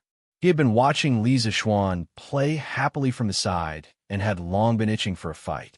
When he heard this, he immediately rushed over. Li Zishuan smiled and let the little fatty play by himself. He went to get 2 small pieces of paper and was about to stick the N and S poles on the magnet in his hand when he suddenly froze. This was the Tang Dynasty. How could the ancients know about north and south? If you put N and S on it, who would know what it meant? Helplessly, he shook his head and wrote N and B on the north and south poles. Hill just used the pinyin initials of the north and south poles. Sigh, how vexing. Many scientific terms and terms in the future had various English abbreviations. What should he do in the future? Li Zishuan couldn't help but feel a headache coming on. It seemed that there was still a long way to go to raise the level of science and technology in the Great Tang. Sir, Tai has also found the north and south poles. Sir, what do you mean by these words? Li Tai's hands-on skills were not bad. It didn't take long for him to find the north and south poles of the other magnet. But when he saw the 2 letters Li Zishuan had marked, he was immediately confused. Qingke, do you still remember the pinyin? N and B are the pinion initials of the North and South poles. For the sake of convenience, we'll use these two letters to replace the North and South poles in the future. Li Zixuan couldn't help but rejoice at his quick-wittedness. Otherwise, how would he explain the ants? Oh, I see. Now that you mention it, Tai also feels that it's quite convenient. Li Tai suddenly understood. Then he followed suit and marked the North and South poles of the magnet in his hand. At this time, Li Zixuan held two magnets in his hand, looked at the four of them, and said, "Next, I'm going to tell you a very important theorem, which is that magnetic poles of the same sex repel each other and magnetic poles of the opposite sex attract each other. If you don't believe me, you can try it yourself and see if it's true. Is there such a thing? Let me try." Liu took two magnets and started the experiment. Although she didn't know pinyin, she could still tell if the two letters were the same. It's really like that. Sir, why is that? And what does this have to do with the compass being able to point the way? After Liu played with the magnets for a while, she tested the result that Li Zixuan predicted. Then she asked, why does the same sex repel each other and the opposite sex attract each other? You can think about this question later. Of course, you can also understand it as the relationship between people. Usually, it's a man and a woman who get married. You've never seen a man marry another man or a woman marry another woman, right? Li Zixuan couldn't explain this question clearly. At that time, their physics teacher only said that it was a theorem and asked everyone to remember it. As for why the same sex repel each other and the opposite sex attract each other, he didn't know. He could only say that he didn't understand. Huh, Liu smiled and said, "Sir, this is really interesting. Ahem, as for how this theorem is related to the compass, I can only say that it's very related. In fact, the Earth can also be seen as a big magnet. One of its poles is near the geographical North Pole, which can also be called the South Pole of the geomagnetic field. The other pole is near the geographical South Pole, which is the North Pole of the geomagnetic field. According to the principle of the same sex repel each other and the opposite sex attract each other, our magnets and magnetic needles can point to the north and south under certain conditions." Li Zixuan began to teach them about the geomagnetic field. It was the first time the children heard such a novel theory, and they all widened their eyes. How is that possible? How can the Earth we're standing on be a magnet? Li Tai muttered to himself. His face was full of disbelief. This shocking theory had completely overturned his worldview. Huh. Li Zixuan smiled and didn't say much. He walked to the nearby tables and started to draw. A real compass used for navigation couldn't be so crude and simple. It didn't have any technical content. In fact, the core of a compass, other than the magnetic needle, was its central axis. It had to consider the balance of the needle and the friction during rotation. Li Zixuan designed the central axis as a step axis. He drilled a hole slightly larger than the diameter of the thin end of the step axis at the center of gravity of the magnetic needle. After the magnetic needle was inserted into the thin axis, he tried to deform the thin axis and rivet the magnetic needle onto the thin axis. He controlled the deformation of the thin axis to prevent the magnetic needle from being riveted. At this time, the magnetic needle could rotate around the thin axis, but it couldn't leave the thin axis. As for the cover of the compass, he could only use glass. In the past, he was lazy and didn't make glass. He didn't expect that he still couldn't avoid glass. This time, he might as well make glass. Thinking of this, Li Zixuan raised his head and ordered, "San Bao, go and ask Faubert to come here." "Yes, young master." San Bao responded and hurriedly ran out of the small courtyard to look for Uncle Fu. After a while, Faubert came in and asked, "Young master, you were looking for me?" "Yes, Faubert. Take a look and see if this thing can be made." Li Zixuan handed the drawings of the various parts of the compass to Faubert and said. Faubert took it and looked at it seriously. After a moment of silence, he finally nodded and said, "It should be possible, but it's very troublesome. Young master, there are many small and delicate parts in the thing you drew. If you want to make it perfectly, you'll need an old craftsman who has been working for more than 10 years. Hearing this, Li Zixuan patted his head. He almost forgot that some of the parts in this compass were almost equivalent to a small precision instrument. In a modern industrialized society with all kinds of lathes and machine tools, it would only take a few seconds. However, in ancient times, where craftsmen relied entirely on manual craftsmanship, it was really difficult. Then Faubert quickly gather a group of experienced craftsmen and have them put down their work and concentrate on making a batch of compasses. Oh, I forgot to tell you, this thing is called a compass. It's something that His Majesty urgently needs. This time, the Imperial Court's Navy is mainly relying on this thing to determine the direction in the vast sea. Tell the craftsmen to hurry up. If you make one more now, you might be able to save the lives of many people on board. Li Zishuan said with a serious expression. If there were difficulties, then they had to overcome them. Although there were no modern craftsmen in ancient times, there were many skilled craftsmen. Many of the ancient handicrafts and buildings could not be made by modern people, even if they relied on machinery. Faubert had thought that Li Zishuan would come today, just like before, purely to make some new things for him.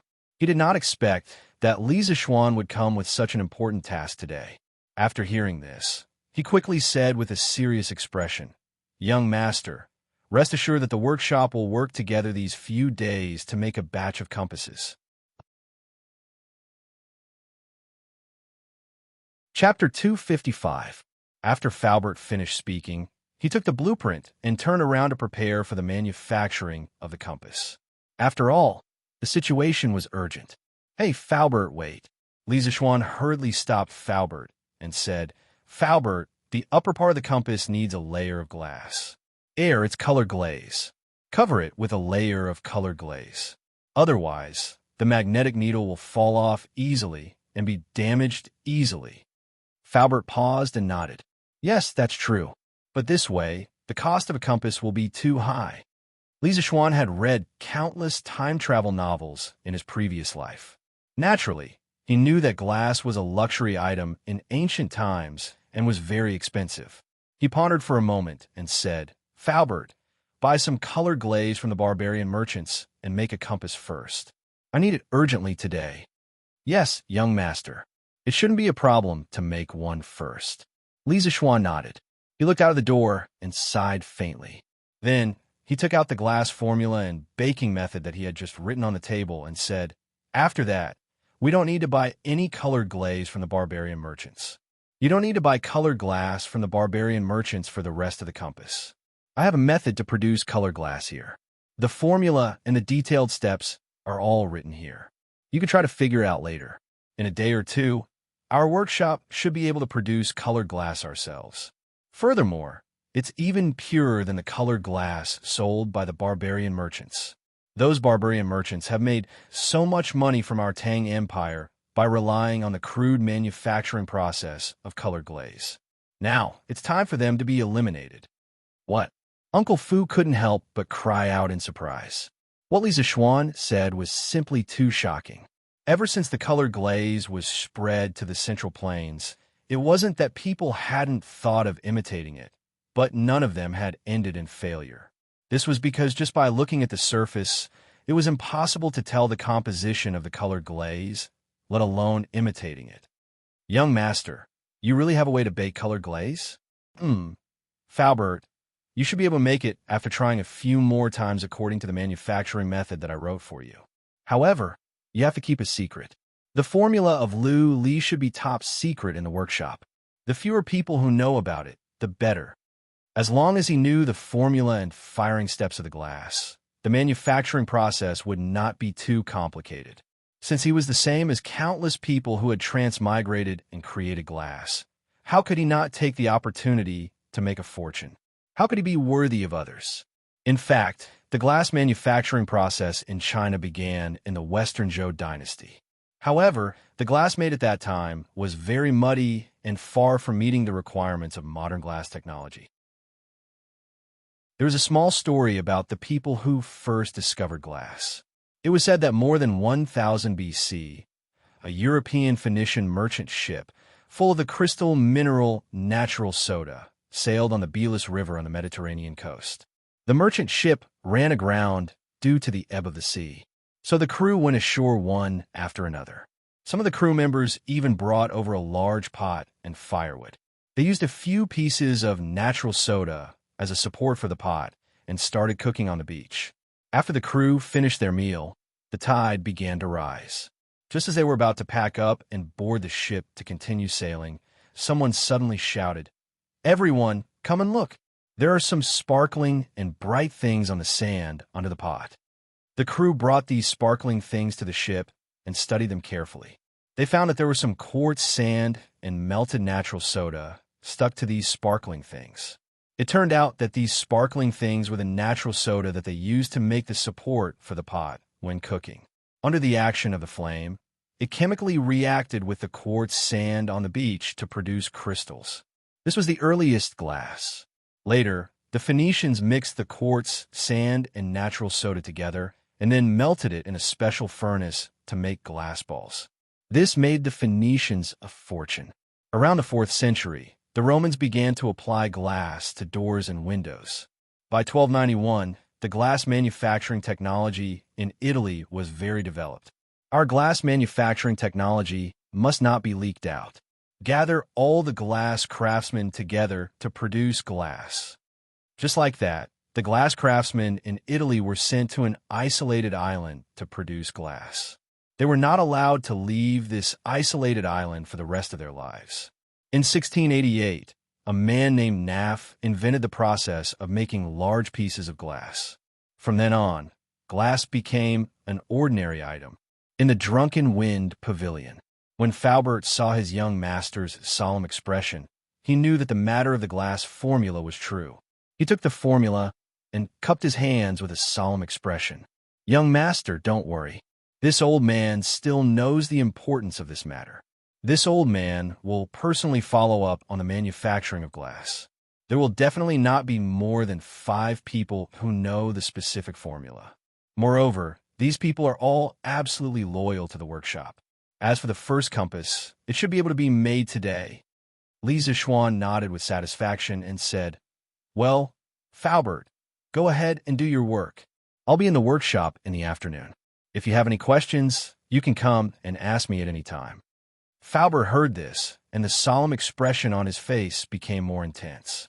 Li Zishuan had never stayed in the workshop for such a long time, but today he actually took the initiative to stay. From this aspect, it could be seen how much importance Li Zishuan attached to the compass. Then this old man will go and arrange for the craftsman to make the compass. Faubert cupped his hands and said goodbye.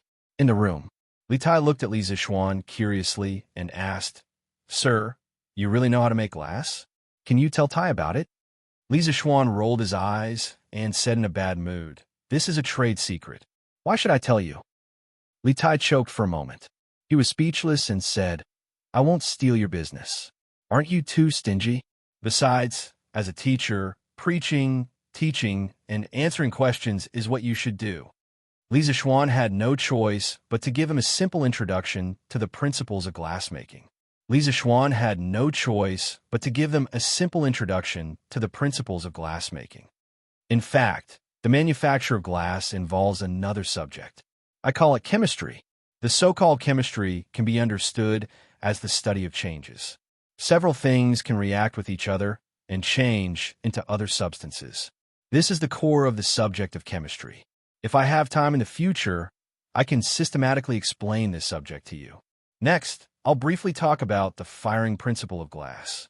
Li Zishuan slowly gave Li Tai, Meng Wenhao, and the others a rough explanation of the reaction between the various components in the glass-making process. Of course, he couldn't go into too much detail, or it would involve a lot of fundamental questions. During the explanation, it was inevitable that some words that they had never heard before would pop up, but no one interrupted. They all listened attentively because they knew that the knowledge that Li Zishuan was talking about was very likely to be unique in the Tang Empire and even in the whole world. This knowledge was very likely to change the entire Tang Empire. Chapter 256, Drunken Wind Pavilion. Li Zishuan was speaking with fervor and assurance. Meng Wenhao, Li Tai, Iron Egg, and Li Yu were listening attentively. The first chemistry class of this era was quietly unfolding in such a room. Time passed slowly. After about an hour, Li Zixuan finally explained most of the chemical reactions in the glass manufacturing process. Of course, it was estimated that they could only understand less than 40% of it. After all, they had no foundation in chemistry at all. Well, that's all for now. As long as you understand the general principles, that's enough. I know that there are many things that you don't understand. If there's a chance in the future, I will set up a chemistry class, but definitely not now. Li Zixuan spoke for a long time. His mouth was dry. He quickly drank a few mouthfuls of water and then said, you're not going to teach anymore? Sir, you're too irresponsible. Only Li Tai dared to criticize Li Zixuan in front of his face. The little fatty pouted and muttered unhappily. He was completely immersed in the world of chemistry just now. Li Zixuan's face was full of black lines. You're not a F*** girl, and I didn't do anything to you. How is that irresponsible? He waved his hand and said, I said I'm not going to teach anymore. Chinke, go get a pen and paper. Before Faubert and the others make a compass, prepare to write a few more chapters of the legend of a mortal's journey to immortality! When Li Tai heard this, he immediately became spirited. The dissatisfaction on his face instantly disappeared without a trace. That's good. I'll go get a pen and paper. Wow, so the legend of a mortal's journey to immortality was written by Sir. Liu exclaimed. She just read the newspaper that Li Zixuan gave her in the carriage. Other than the news, the part that attracted her the most was the novel. Although she only read a few chapters in the middle of the legend of a mortal's journey to immortality, she was deeply attracted by the bizarre world of immortal cultivation inside. Fortunately, Li Zixuan had only given her some old newspapers. If she were to read today's issue, the expression on her face would not be one of shock, but of vomiting blood, because in this edition of the newspaper, she could see Li Zixuan rewarding himself. Little you, I gave you the newspaper in the carriage just so you could read the news. Why did you go read novels? When Li Zixuan saw how excited the little girl was, he knew that she had read a lot of novels in the carriage earlier. Li stuck her tongue out awkwardly. She was speechless. After a while, Li Tai got a pen and paper. Everything was ready. Li Zixuan looked at the four of them, then continued to talk about the legend of a mortal's journey to immortality. Continuing from last time, today we will start from chapter 34, Blinking Swordsmanship. Blinking Swordsmanship. Han Li repeated the name of the swordsmanship to himself. Yeah, what do swordsmanship and blinking have to do with each other? Isn't the name funny? Have you practiced this swordsmanship before? Han Li asked with concern. Of course not. Who would practice a martial art that doesn't even use true qi? Isn't it just for show?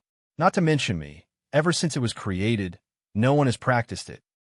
Today's opening was more exciting. When the words blinking swordsmanship came out, it immediately attracted the attention of Li Tai and the others. In fact, even Li Zixuan admired the imagination of the original author of Mortal, Wang Yu.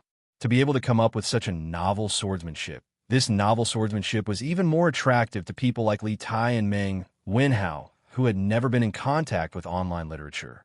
In a way, the blinking swordsmanship created by the first generation of the Seven Invincible Elders was probably the technique that had the greatest impact on Han Li's life. Of course, the blinking swordsmanship was not a true technique. It could not even be considered a swordsmanship. Instead, it was more like a killing encyclopedia. Its goal was to make use of all available factors and seize a fleeting opportunity to kill an enemy who was stronger than oneself in the blink of an eye. From the original book, it could be seen that Han Li had been on the path of cultivation for nearly 3,000 years. His realm had risen from that of a mortal to that of a great ascension ancestor. His techniques had also been constantly upgraded.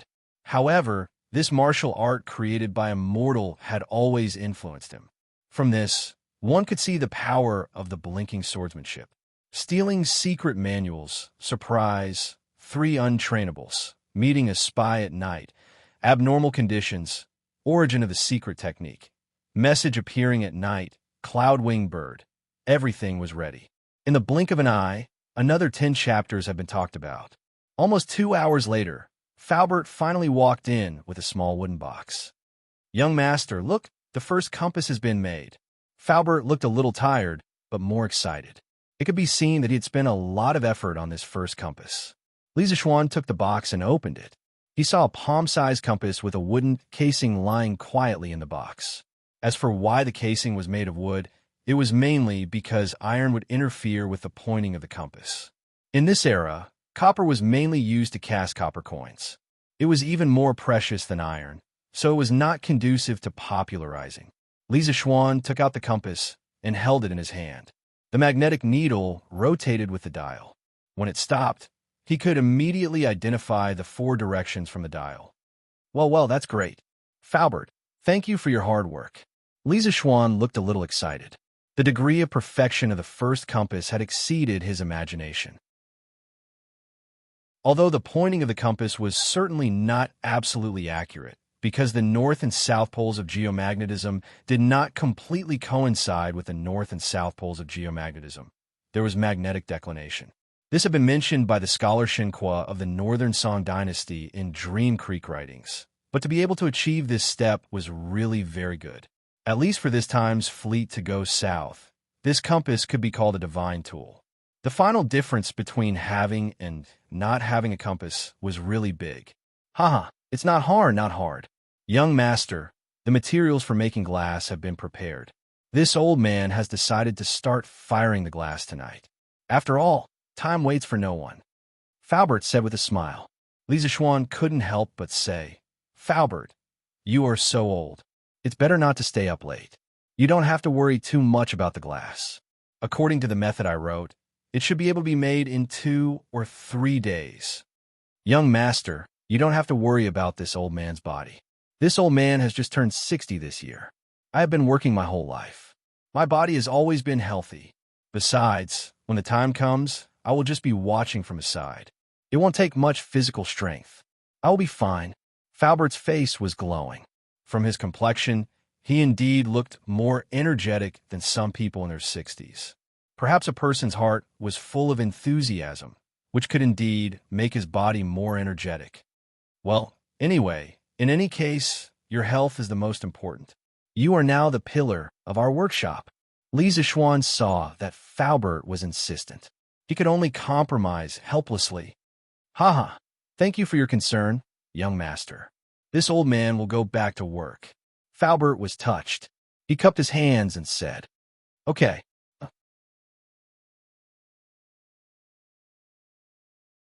Chapter 257. Haha, since today's goal has been achieved, let's go back.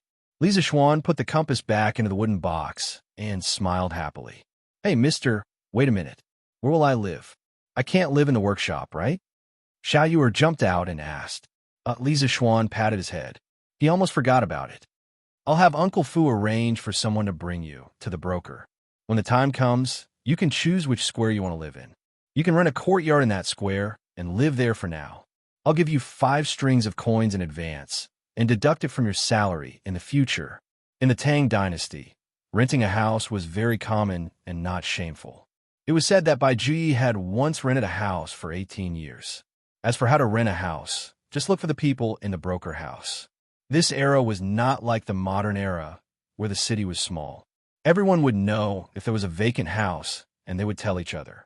The people in the broker house specialized in this, so they would definitely know more about it. Besides, wasn't Ma Zhou's house rented next to the workshop? Hee, thank you, mister. But mister, aren't you afraid that I'll sneak away by giving me so much money in advance?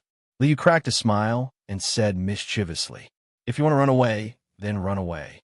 It's only 5 strings of coins, not 5,000 strings of coins." Li Zixuan waved his hand and said indifferently. He really didn't care about this small amount of money now. Li was stunned. According to the script, shouldn't Li Zixuan say that he trusted her and wasn't worried that she would run away? How did it turn out like this? Li Zixuan took the compass and went to the commandery Prince Hijin Manor by carriage. After he asked the servant to go in and report, a beautiful woman who was less than 30 years old came out. Looking at her noble aura, she should be the commandery prince's consort. "You must be Li Zixuan? I'm really sorry. My lord fell asleep after coming back from the imperial palace at noon. I've already asked someone to wake him up. Nephew, come in quickly. Logically speaking, when someone came to visit as the mistress of the house, Wang Fei usually wouldn't appear. However, today's situation was truly special. Firstly, Li Xiaogong had drunk quite a bit at noon and was indeed still not fully awake. Secondly, Li Zixuan was just a junior and didn't really need to worry about these things. So it's the princess consort. This one greets the princess consort. Li Zixuan was also shocked and hurriedly raised his hands in greeting. No need for formality, come in quickly. Before His Highness went to sleep, he specifically instructed me to wake him up when you came. The princess consort said with laughter. Li Zixuan followed Zheng A. N. Ji Fei through the Grand Wang Fu and came to a spacious hall. After sitting down, seeing that Li Xiaogong had not come yet, Zheng A. N.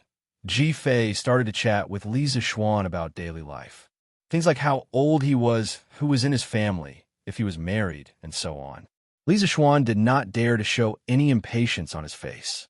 Of course, he did not dare to stare at Zheng A.N. Ji Fei. This guy hugged the teacup. As he politely answered, he submissively stared at the teacup as though there was a flower inside the teacup. It wasn't that he couldn't be seen, but this princess consort was too beautiful. Li Zixuan was afraid that if he looked at her too much, he would get chicken eyes. He wasn't Chicken Bro's chicken. Haha, little Xian, you've come? Don't tell me you've already finished that little tool for identifying directions? Just as Li Zixuan was silently criticizing Li Xiaogong for marrying such a beautiful wife and not dying of silence, Li Xiaogong's laughter came from outside the room.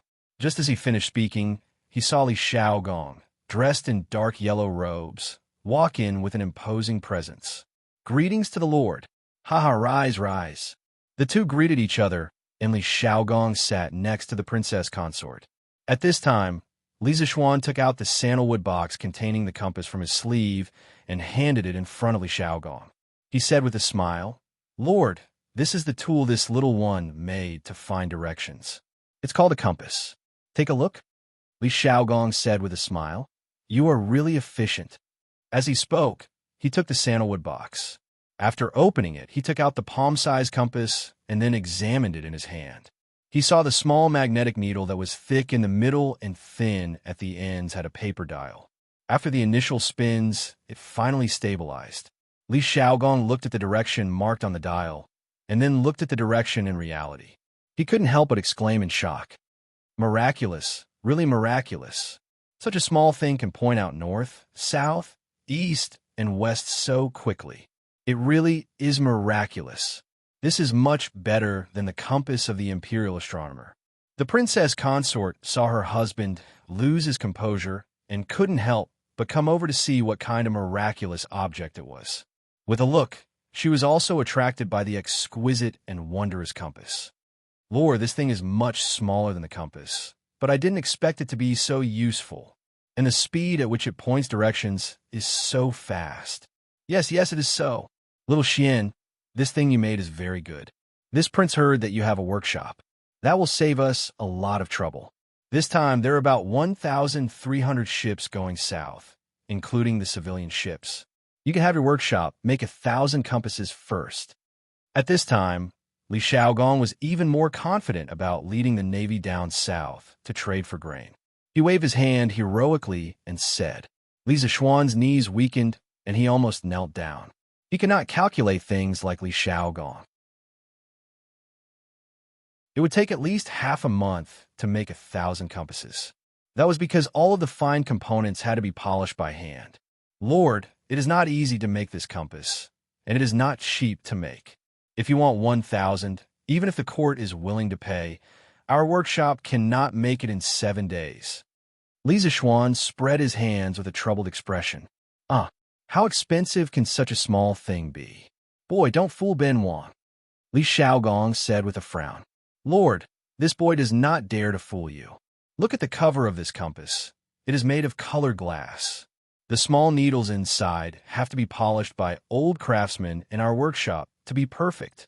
Calculating this, The cost of one compass is at least 3 or 4 strings of coins.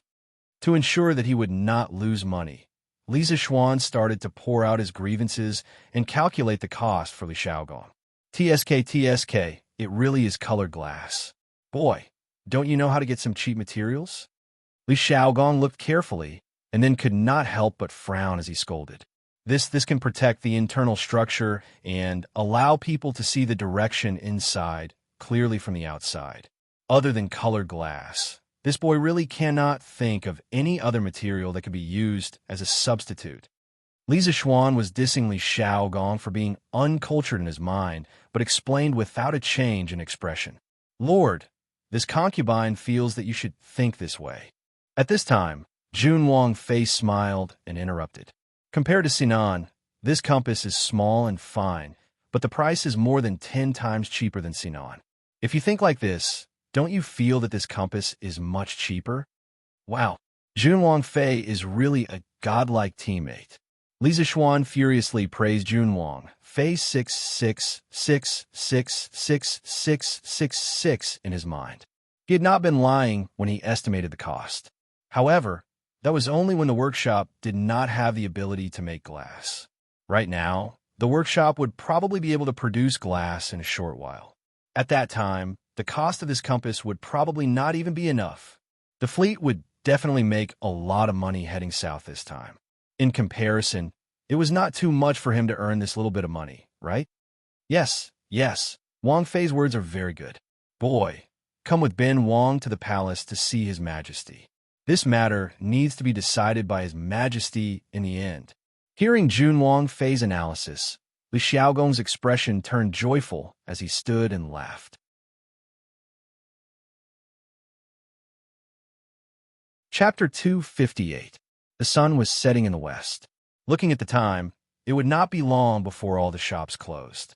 However, Li Zishuan was forcefully dragged by Li Xiaogong to the palace. Are you still worried about the curfew? What should I say to you? It's just a curfew. In a while, His Majesty will give you a warrant. The patrolling marquis will naturally not make things difficult for you. The officials will also open the doors for you. What are you afraid of? In the Li family's luxurious limousine, Li Xiaogong saw Li Zishuan looking at the sky outside the window from time to time. He pondered for a moment and understood what Li Zishuan was thinking. He comfortably leaned on the sofa and said unhappily, Ugh, Li Zishuan thought that it was true. He secretly thought that he was used to being an obedient child. Your Highness is right. However, your carriage is really comfortable, especially this stool. Sitting on it is soft, even more comfortable than lying on a bed. Brat, how about you give me one later? Li Xiaogong was like some of the big bosses in modern times. He sank his entire body into the sofa. He used his hand to touch his old waist and sighed in satisfaction. Your Highness, the production of this carriage is currently not enough. However, in a few days, there will be a batch of carriages to sell. At that time, I will give you another one. How about it? Li Zishuan silently cursed Li Xiaogong in his heart. He was afraid that Li Xiaogong had drunk too much. Otherwise, he would not be rubbing his old waist now. At the same time, he was somewhat regretful. If he knew that he would be going to the palace with Li Xiaogong, he would not have taken a carriage when he came. Bam! Li Xiaogong patted the armrest of the sofa and said angrily, Brat, don't play dumb with me. 2 days ago, you just gave a carriage to Shu Bao and Ji Jia. You don't have one when it's my turn? Are you afraid that I won't give you money? These words were a bit shameless. At this moment, Li Zishuan really had no choice but to give it. Otherwise, he would offend the other party. How would I dare? That brat will have someone send a carriage to your Highness tomorrow. Li Zishuan said with a pained expression. He swore to himself that he would never take a carriage to visit someone's house again before the caravan was mass-produced and sold. Every time he took a carriage, there would be one less caravan. As a person, one shouldn't act tough. Fisk, look at your stingy appearance. Although this carriage is a little luxurious, this prince can still afford it. Later, this prince will have someone send the money for the carriage to your house. Li Xiaogong curled his lips and mocked. Your Highness, this really isn't a matter of money. It's just that this kind of carriage is really too rare. This little one originally built this carriage to prepare for next month's wedding. My original intention was not to make money. Hearing Li Zixuan's words, Xiaogong's face turned red. As an elder, it was really shameful to steal someone's wedding car. Cough, cough. Oh, this king just remembered that Xiao Xian will be getting married soon. At that time, this king is afraid that this king won't be able to make it back in time. However, Princess Consort will definitely personally go to congratulate on behalf of this king and present a large gift.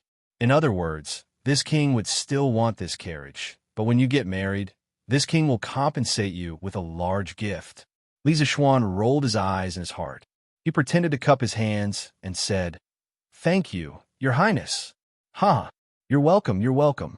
Li Zixuan, This is the tool you made to distinguish directions? Taiji Palace. Lier held the newly made compass in his hand and looked at it curiously as he asked. Yes, this humble subject calls this a compass. In the past, when passengers were at sea, they mostly relied on the sun, moon, and stars to distinguish directions. However, when it's cloudy and rainy, they can't distinguish between north, south, east, and west. With this compass, even if it's cloudy and rainy, they won't get lost. Li Zixuan bowed and answered. Lier fiddled with the compass for a while and found that it was indeed convenient.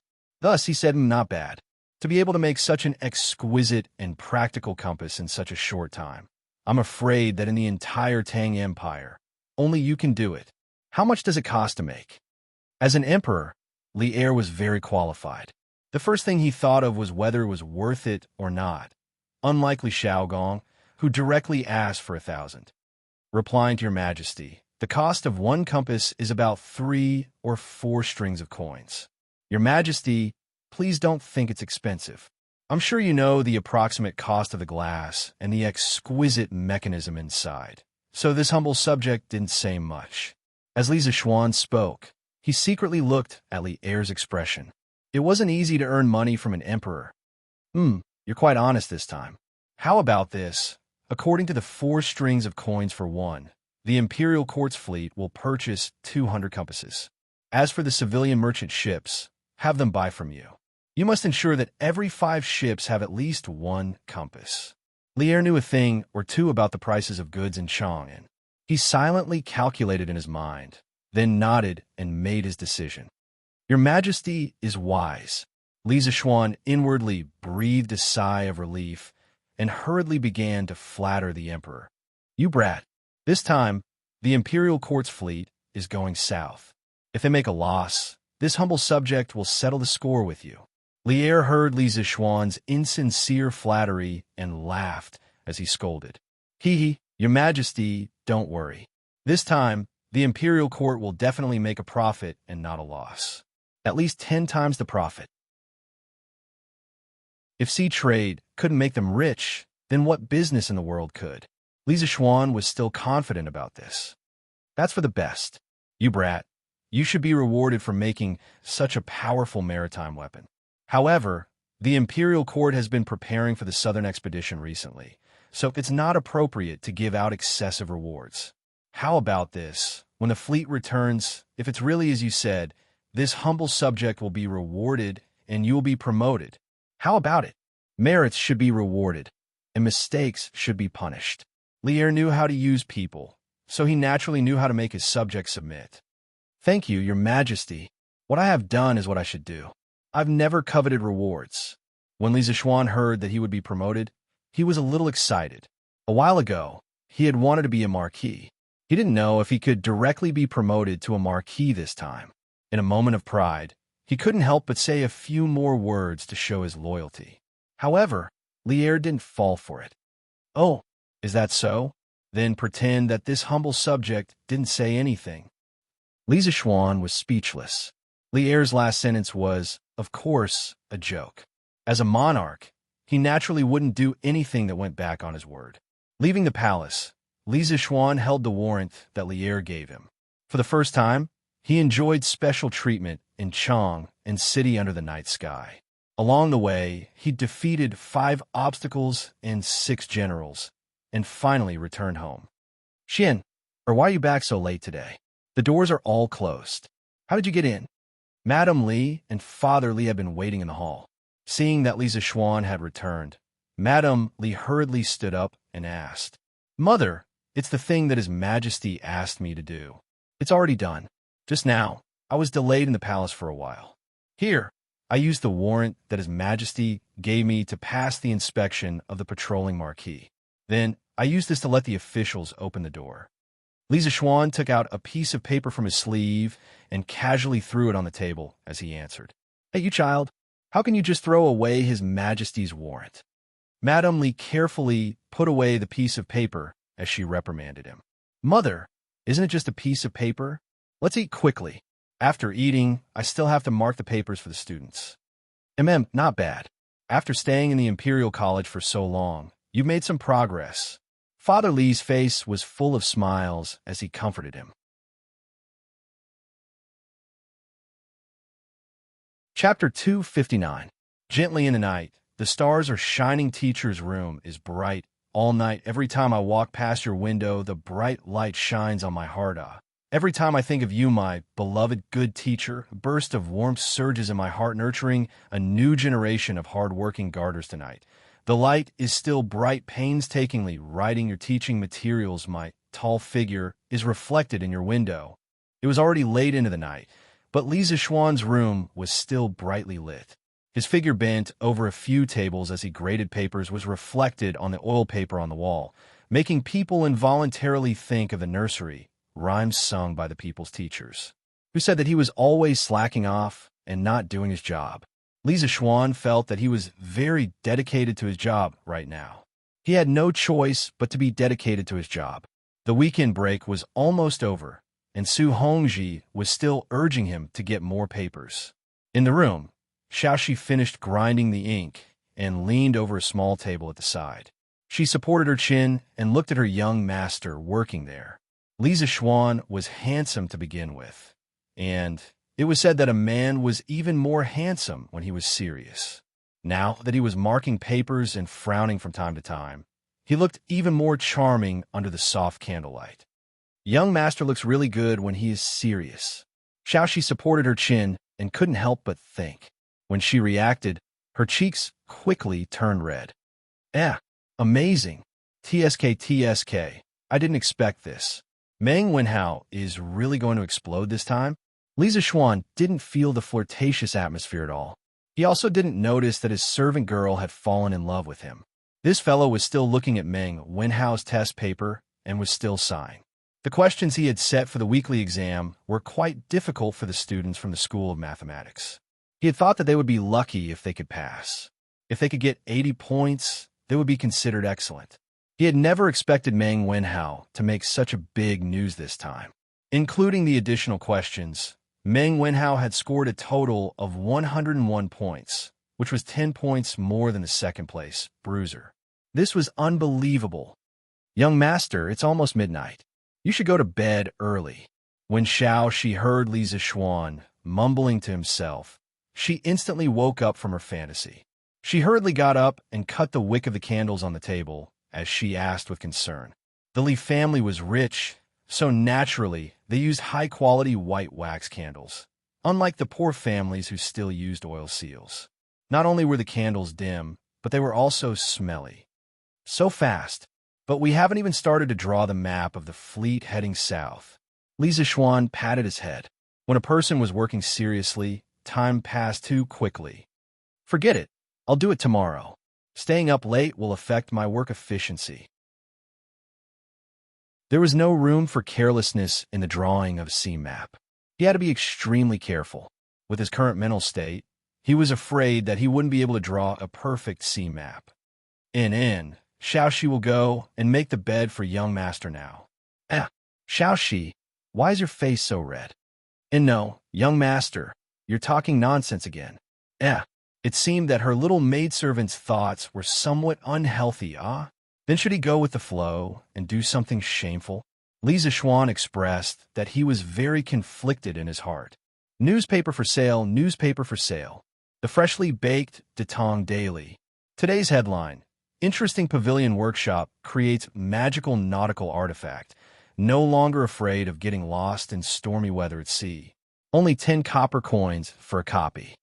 It was difficult for the citizens of Chang and city to sleep in under normal circumstances. The sound of the morning drum in the morning was the first wave of alarm clock. Not long after, the sound of the newspaper boys selling newspapers in the streets and alleys became the second wave of alarm clock. Fortunately, there was a curfew in Chang and city. The people basically didn't have a nightlife and generally didn't stay up late.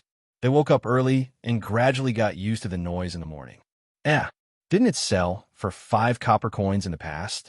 Why is it selling for 10 copper coins today? Are you trying to raise the price on purpose? Yes. Why did it suddenly become 10 copper coins? Isn't this cheating, people? After the citizens finished their breakfast, they went to buy a copy of the newspaper, as usual. In the end, they found out that the newspaper was selling for 10 copper coins. Instantly, many people couldn't bear it and shouted one after another. Uncles, aunts, brothers, and sisters, it's not what you think. The reason why the price of today's newspaper is increased is because there is a last-minute edition. The content of today's newspaper is equivalent to twice as much as usual. You can take a look. There are 2 copies of today's newspaper. Normally, there is only 1 copy. Naturally, it will be sold for 10 copper coins. Please forgive us. Seeing that he was being condemned by so many people in the blink of an eye, the newspaper boy hurriedly told them what Ma Zhou had told them in the morning. Only then did the crowd avoid a commotion. I see. It seems that I have misunderstood this little kid. Yes, it used to be 5 copper coins for a copy. Today it's 2 copies for 10 copper coins. He didn't raise the price maliciously. I knew it. Don't you know who is the one who runs the Tang daily? It's Lordly. This is the god of wealth. Why would he be greedy for your few copper coins? Yes. Then, kid, give me a copy of the newspaper. Give me one too. Give me 2 copies. Reasonable people were still in the majority. After they recovered from their shock, they began to consciously line up to buy the newspaper. 2 masters, this is the newspaper you wanted. But today's newspaper is 10 copper coins for a copy. It said that the content is more than before. In a breakfast restaurant not far away, Feng Zhihua and Liao Shifan were drinking porridge. At this time, a waiter ran over and handed them a newspaper. Oh, not bad. The newspaper used to be good, but the content was too little. Now, there's finally more content. Feng Zhihua's expression revealed a trace of joy. With their status, they would definitely not line up like others to buy the newspaper. Naturally, there would be a waiter willing to serve them. This was the charm of money. Feng Zhihua took the newspaper, then took out a string of money and threw it to the waiter. Here, it's your reward.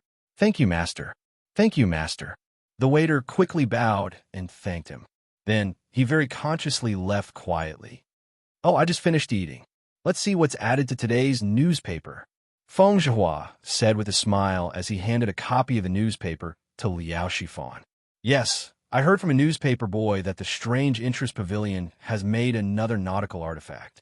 I don't know what it is, but I have to take a good look. Our fleet will be going to sea soon. Although Liao Shifan had not finished eating, he also put down his chopsticks at this moment, took the newspaper, and began to read it. After reading it, the 2 of them both felt that buying the newspaper today was really worth it, because half of today's news section was introducing nautical precautions, essential nautical tools, and the local customs of the small countries in the South China Sea. This was simply a travel guide, specially prepared for the 2 of them.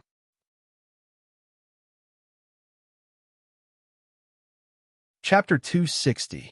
TSK. Isn't the title a little shameless?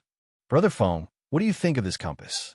Liao Shifan couldn't help but ask after reading the news in his hand.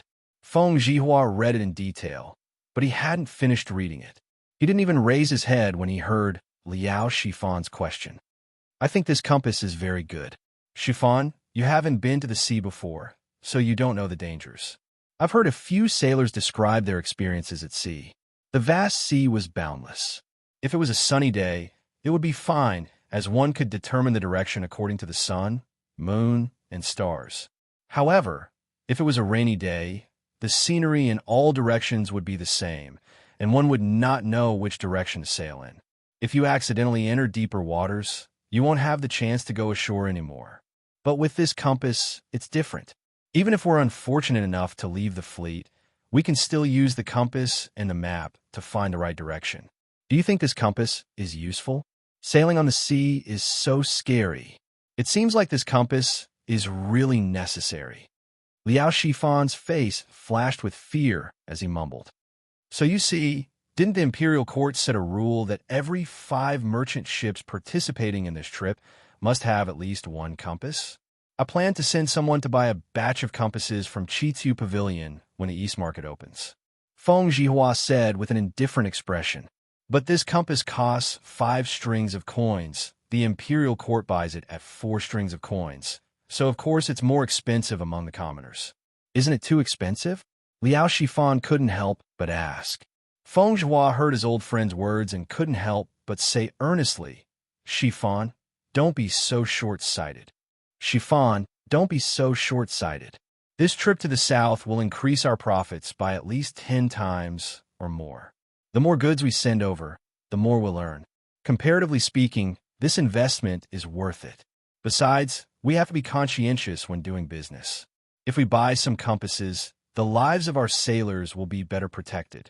We can't lose the big picture for small gains. I will go and buy 15 compasses in a while. When the time comes, each ship will have one. I hope Chitu Pavilion has them.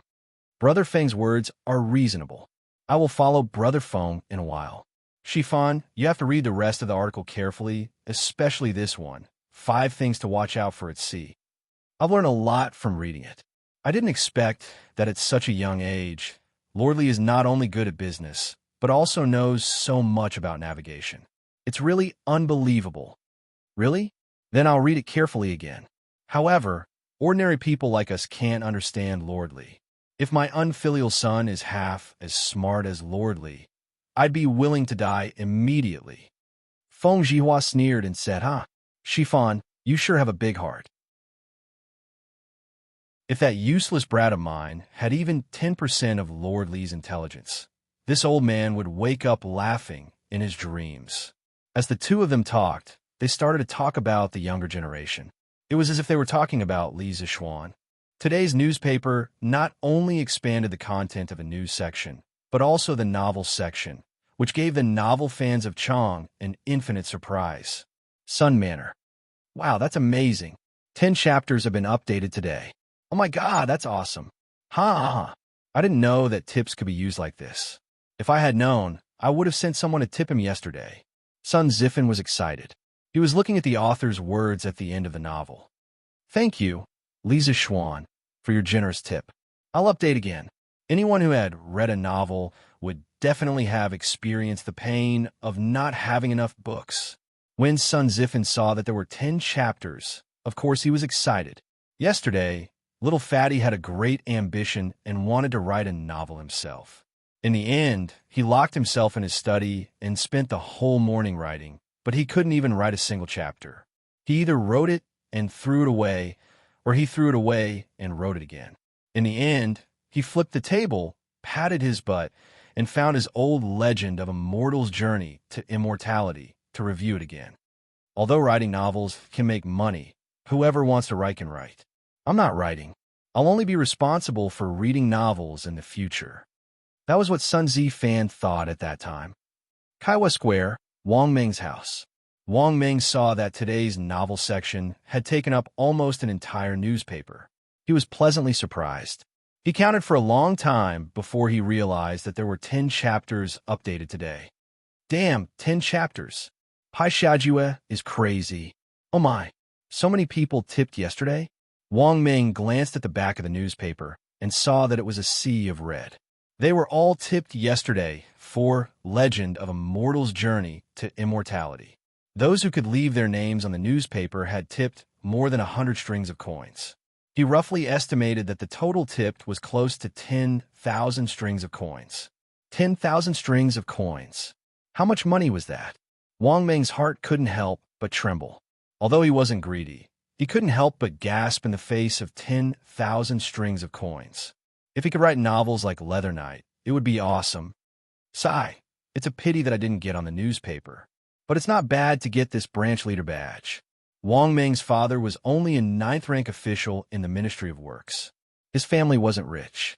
Tipping 10 strings of coins was Wang Meng's limit. As he muttered to himself, he proudly took out a small copper badge from his bosom. On the front was written Branch Leader, and on the back were the words, "A biography of a mortal's journey to immortality." This was the badge that the workshop's manservant had sent to him in the afternoon after he had tipped the workshop yesterday. The workshop hadn't finished processing the badge of branch leader in the morning, so it could only be sent in the afternoon. Chung Manor. Aha, Wu Yun, come over quickly. Come over quickly. Your young master is on the newspaper. Chung Chumo held the newspaper and shouted excitedly in his courtyard. When the little boy heard his young master calling for him, he quickly trotted over. However, he was dragged by Chung Chumo to read the words on the newspaper, clapping in admiration, slapping the table, and standing up. If not for this reward, it wouldn't be enough to express my intentions. Chung Chumo of Huaid Fong tipped Leather Knight 100 strings of coins. Jiang Wuyin naturally knew some words as a page boy. After he finished reading, he couldn't help but be speechless. In his opinion, tipping 100 strings of coins was just to show his face in a corner of the newspaper. If this wasn't a retard, then what was? What's with your expression? Your young master is on the newspaper. Aren't you happy? Oh, and I even got a Silver Alliance Leader badge. TSK, TSK, how beautiful. Chung Chumo couldn't help but be dissatisfied when he saw that his page boy's reaction didn't meet his expectations. Hee, happy. I'm happy for you, young master. You're amazing. Jiang Wu Yun reacted and quickly squeezed out a smile. Yeah, that's more like it.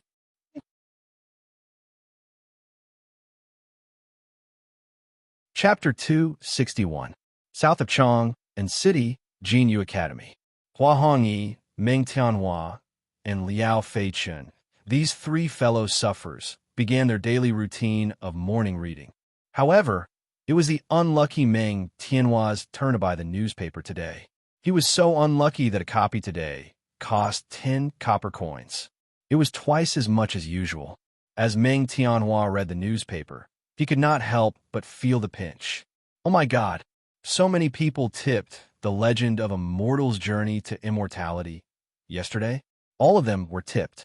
Hiss, how much money does this add up to? That's insane. Liao Feichun exclaimed as he looked at the red tipping notices behind him. His legs trembled, and he almost fell to his knees. When Hua Hongyi heard this, he looked at it and said, "Adds up to about 10,000 strings of cash." Meng Tianhua had already turned his attention over. After he heard Hua Hongyi's words, his eyes widened and his breathing quickened. Then doesn't that mean that Leather Knight received close to 5,000 strings of coins from the tipping yesterday? Hua Hongyi nodded and said calmly, "That's true. However, this is probably just a random outburst. There won't be so many tipping every day in the future. That's still incredible. I'm willing to write even 50 strings of coins, let alone 5,000 strings of coins." Meng Tianhua was in a daze. After a while, he stood up abruptly and said, "No, you guys read it first. I'm going to write a novel. I plan to send it to Tang Daily's editorial department after I've written 30,000 words to try my luck. Yes, I'm going to write a novel too. Brother Hong Yi, I'll take my leave first."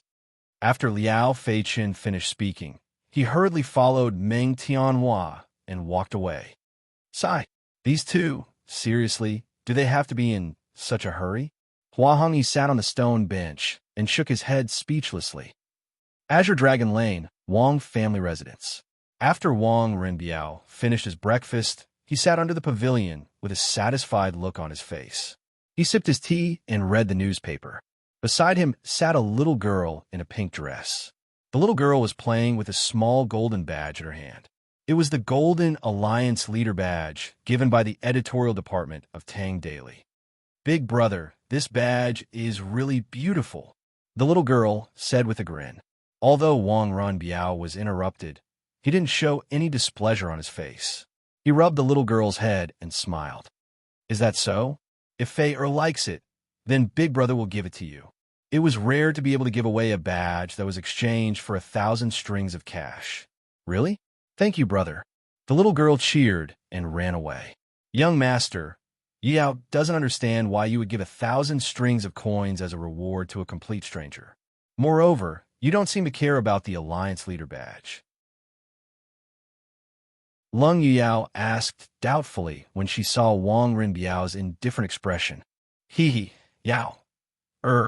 Don't tell me you don't think this a record of a mortal's journey to immortality is very interesting? Wang Rinbiao casually said. Lung Yao frowned and said with disdain, Yao doesn't find it interesting at all. From the level of martial arts, this novel is simply nonsense. It doesn't conform to common sense at all. In this world, there can't be any everlasting spring technique, blink sword technique, and there can't be any immortal cultivation sect. Ahem. Wang Rinbiao was just casually talking nonsense. He didn't expect to hear such an answer. He quickly coughed and said, It's just a novel. Why are you so serious about it, Yao? Actually, there was one thing that Wang Rinbiao didn't say. The reason why he gave the reward was mainly because he guessed that the real identity of the author of A Record of a Mortal's Journey to Immortality was Li Zishuan. Moreover, whether it was Li Zishuan or not, this reward would more or less repair the relationship between the two families. Li residence. When Li Zishuan was eating breakfast, he looked at the newspaper and was shocked by the huge amount of rewards. This was already beyond his expectations. F*CK, this group of scammers. They gave so many rewards. Are they trying to cause trouble? How many chapters will there be in tomorrow's newspaper? Li Zishuan felt a little bitter in his heart. Since ancient times, there had been no one who could complain about the number of people who gave out rewards. So forget it. I'll just draw the map first. The draft at the workshop should be enough to last for another day. After breakfast, Li Zishuan went straight to the study and began to draw the map wholeheartedly. This map was related to the lives of tens of thousands of people. He couldn't help but be cautious. Li Zishuan sat quietly on the stool with his eyes closed. He began to slowly recall the maps of the Eurasian continent that he had read in the geography books from his previous life. Every island and every bay flashed past in Li Zishuan's mind. After a full hour, he opened his eyes and began to draw. His memory and control were excellent now. Mountains, rivers, oceans, and canyons gradually became perfect curves under his pen. He had a good grasp of the proportion and length. It looked like a perfect copy of the map from his previous life. Of course, the place names couldn't be copied. Li Zishuan didn't know if the tectonic plate movement would cause the world map of the modern era to be different from the one of this era. He was just trying his best to imitate the map in his memory. He believed that even if there were slight differences with the topography of this era, it wouldn't be too big. Such a detailed map was already better than more than 90% of the maps from the Tang Dynasty. Just like that, Li Zishuan continued to meditate and copy the map in his mind onto a piece of paper. He kept his brain working at high capacity until the afternoon. Phew, it's really not easy to complete this. I'll never take on this kind of work in the future. It's too tiring. Li Zishuan kept rubbing his temples and couldn't help but mumble. However, the reason why he was able to finish it so early was not only because of his abnormal spiritual power, but also because the fleet was mainly going south by the coastal route. The maps he drew were only coastal nautical charts. As a result, the workload was reduced by more than half. Otherwise, it would take him 2 or 3 days to finish drawing the nautical chart. Young master, do you want to eat? Xiaoxi will go to the kitchen and ask them to heat up the food for you. Xiaoxi, who had been waiting outside the door, heard her young master's voice and quickly asked. Li Zishuan's heart felt warm. It felt good to have someone care about you. And eat. Xiaoxi, go quickly. Li Zishuan stood up and stretched his body. Then, he carefully put away the results of his hard work for half a day. Then, he pushed the door open and prepared to eat lunch. Recently, he had been working too hard for work. It really didn't suit his identity as a rich second generation. But if there were fewer people dying in the fleet going south, it would be the best reward for his hard work these days.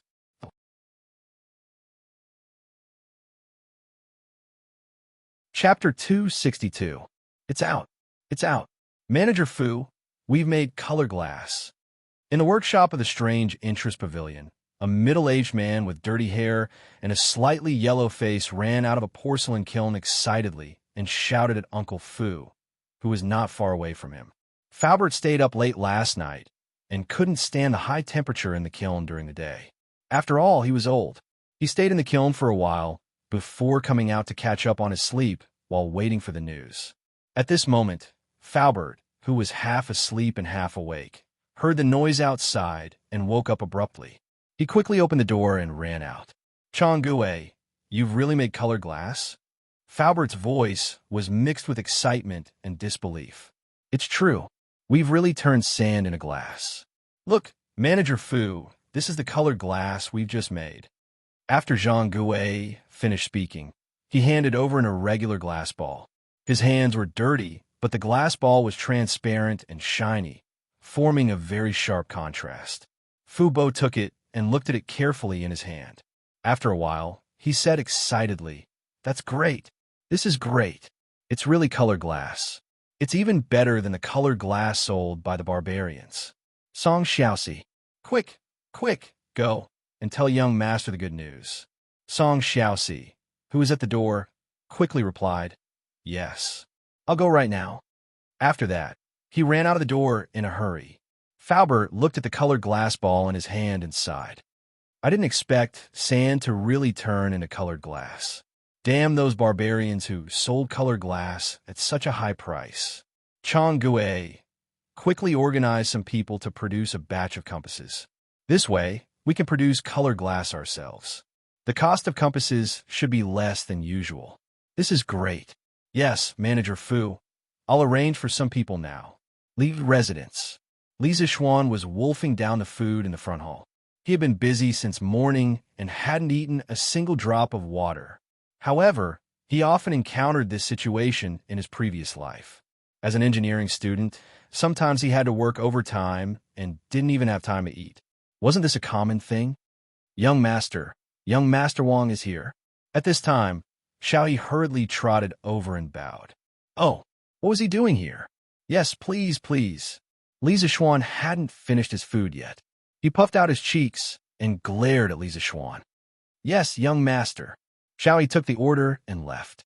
Li Zixuan took the opportunity to eat a few more mouthfuls of rice and then asked the servants to take the food away. Long time no see. How have you been, Lord Li? As soon as the banquet was removed, Wang Rinbiao walked in with his cold-faced girl with a smile. It's fine, it's fine. Cousin Rin, come in and have a seat. Li Zixuan wiped his mouth and cupped his hands in return. In the main hall, Rinbiao, is your father doing well in Chang'an this time? After transmigrating for so long, Li Zixuan wasn't an idiot. He had learned some basic etiquette and greetings. It was nothing more than asking if the other party's family was doing well, or if the other party was doing well. Thank you for your concern, Lord Zhu.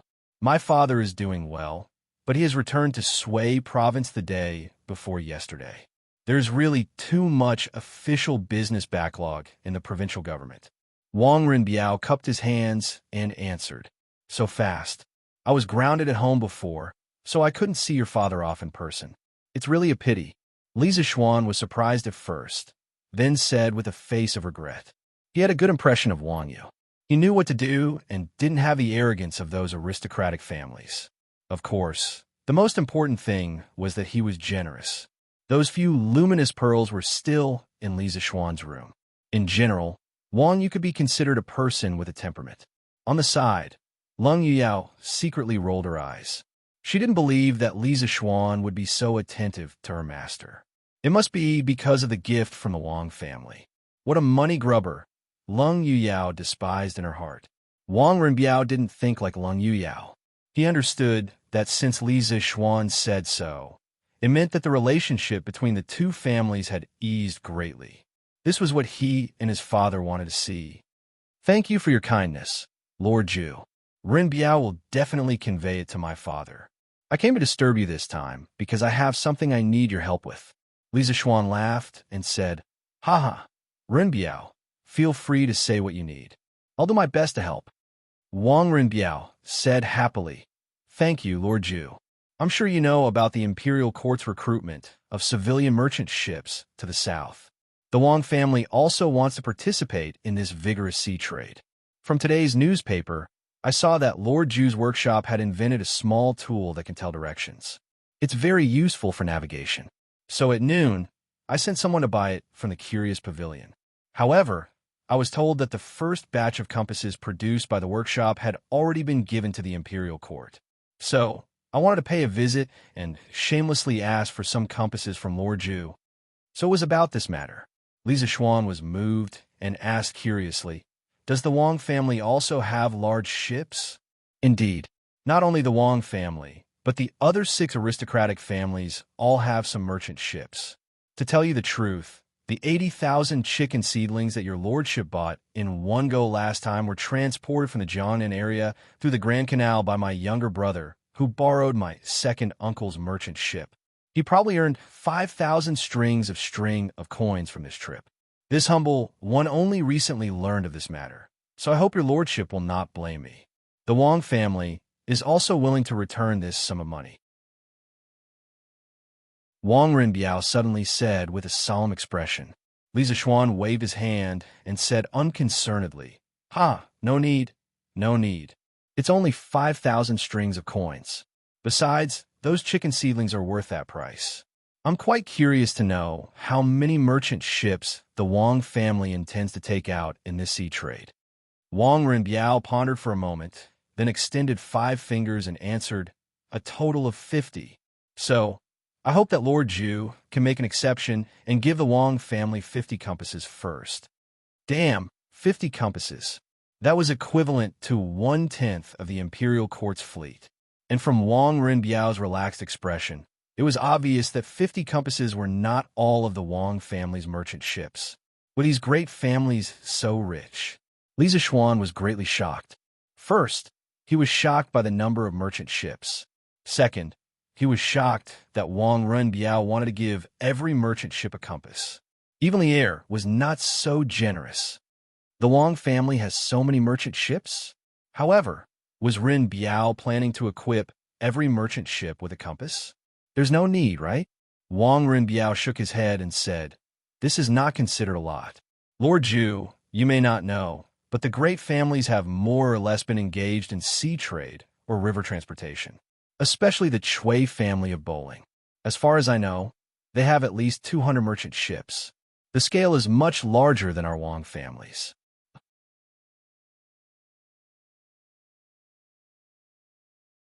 Chapter 263. As for Lord Zhu's question about whether it's worth it to equip every merchant ship with a compass, this one thinks that it's very worth it. In the main hall of the Li residence, Wang Renbiao picked up his teacup and took 2 sips before continuing. A conservative estimate of the number of ships heading south this time is at least 1,000. Once there's a big storm at sea, many ships will definitely be separated from the main fleet. At this time, a compass can increase the chances of survival of a lost merchant ship by 20 to 30%. If this probability can be stacked, this one is very willing to equip every ship with a few more compasses. Because a compass is only 5 strings of money, and the value of a merchant ship and its crew is far more than that. Li Zixuan smiled and said, not bad, not bad. I didn't expect Renbiao to see the problem so clearly. Then he thought for a moment and said, as for the 50 compasses that Renbiao wants, I'll have the workshop hand them over to you in 2 days, but I also have something that I need Renbiao's help with. Please speak, Lord Zhu. Wang Renbiao hurriedly said. The Wang family's fleet is heading south this time. I want to ask you to help me bring something. I don't care if this thing is rubber. What's rubber? Wang Renbiao was puzzled. He was considered knowledgeable, but he had never heard of rubber before. Li Zixuan deliberated over his words and described, it's the sap produced by a kind of tree. After you reach the Nanyang countries, you can send people to search for rubber trees. The rubber tree is an evergreen tree with a straight root system, 3 compound leaves, complete leathery, and panicle flowers. The fruit is a capsule, the seed is oval, and the juice is milky. This juice is rubber. Usually, all you need to do is cut a hole in the bark and put a jar into the hole. Then, you can collect a lot of rubber. Wang Rinbiao and Lung Yuyao's eyes widened. This was the first time they heard of such a magical tree. Why did it sound like a fantasy story? There's actually such a tree in the world? It's amazing. Wang Rinbiao was stunned for a while before he finally sighed. Li Zixuan smiled and said, this rubber tree is indeed a bit magical. It has another name, the weeping tree. When you cut its bark with a knife, a lot of white juice will flow out. It looks like it's crying because of pain. What Li Zixuan said was not nonsense. The word rubber tree originally came from the Indian word caoutchouc, which meant tree that weeps. Wang Rinbiao exclaimed, "Interesting, this is really interesting." After hearing what Lord Zhu said, if it weren't for the fact that my family didn't allow it, I would have personally gone south to take a look. Lung Yuyao couldn't help but frown. It's a good rubber tree. Why do you have to cut its bark? You are so cruel. Li Zixuan rolled his eyes. Big sister, you carry a sword every day and kill anyone you don't like. You still have the face to say that others are cruel? Lung Yuyao instantly understood the expression on Li Zixuan's face. She blushed and quickly looked away, no longer saying a word. It was as if she didn't say those words just now. I need this rubber very much. Rinbiao, bring back as much as you find this time. I want all of it. Don't worry about the price. It will definitely satisfy you. It's best if you can bring back some rubber seeds, but be careful. Its seeds and leaves are poisonous. Don't let people eat it by mistake. Li Zixuan saw that this cold-faced girl was tactful, so he didn't lower himself to her level. He turned his head and said to Wang Rinbiao, there were many industrial products that couldn't be separated from rubber. Li Zixuan really wanted this thing. Although rubber was originally produced in the Brazilian Amazon rainforest and had not been introduced to Asia at this time, the climate in Southeast Asia was hot, and there was plenty of sunlight and rain. It had the same climate as the Amazon rainforest, so it was hard to guarantee that there weren't wild and primitive rubber trees. If they found one, wouldn't it be a profit? Especially in Malaysia, this place was a famous rubber kingdom in modern times. The annual production of rubber was the first in the world. Maybe they could really find it. At this time, people certainly didn't realize the value of rubber. The first people to use rubber were the Indians, the oldest inhabitants of America. In 1493, Columbus sailed to Haitian Island in America for the second time. He saw the merry games of the Indians. They were singing songs in a circle and tossing a ball to and fro merrily in tune with the rhythm of the song. When the ball fell to the ground, it actually bounced high. Columbus was surprised. After careful inquiry, he found out that the ball was made of something he had never known before, rubber. Later, when Columbus returned from America, he brought rubber back to Europe. However, at that time, no one in Europe knew what this wonderful thing could be used for besides making games. So, it was sent to the museum and displayed in the exhibition cabinet for people to see as a novelty brought back by Columbus. It wasn't until 1770, when the British chemist and discoverer of oxygen, Priestley, discovered that rubber could erase pencil writing, that rubber officially came into use. About eraser, there's actually another joke. Nowadays, rubber is also used to describe erasers in English. But interestingly, Americans are used to calling erasers erasers, while rubber is used to describe condoms inside the room. Wang Renbiao thought seriously for a while, then said, since Lord June needs it, then I will definitely order my subordinates to do their best to find this so-called rubber tree. In addition, I will also apply to the family to send an additional 20 merchant ships to specially load rubber for Lord Zhu. How about a ship of rubber at the price of 400 strings of coins?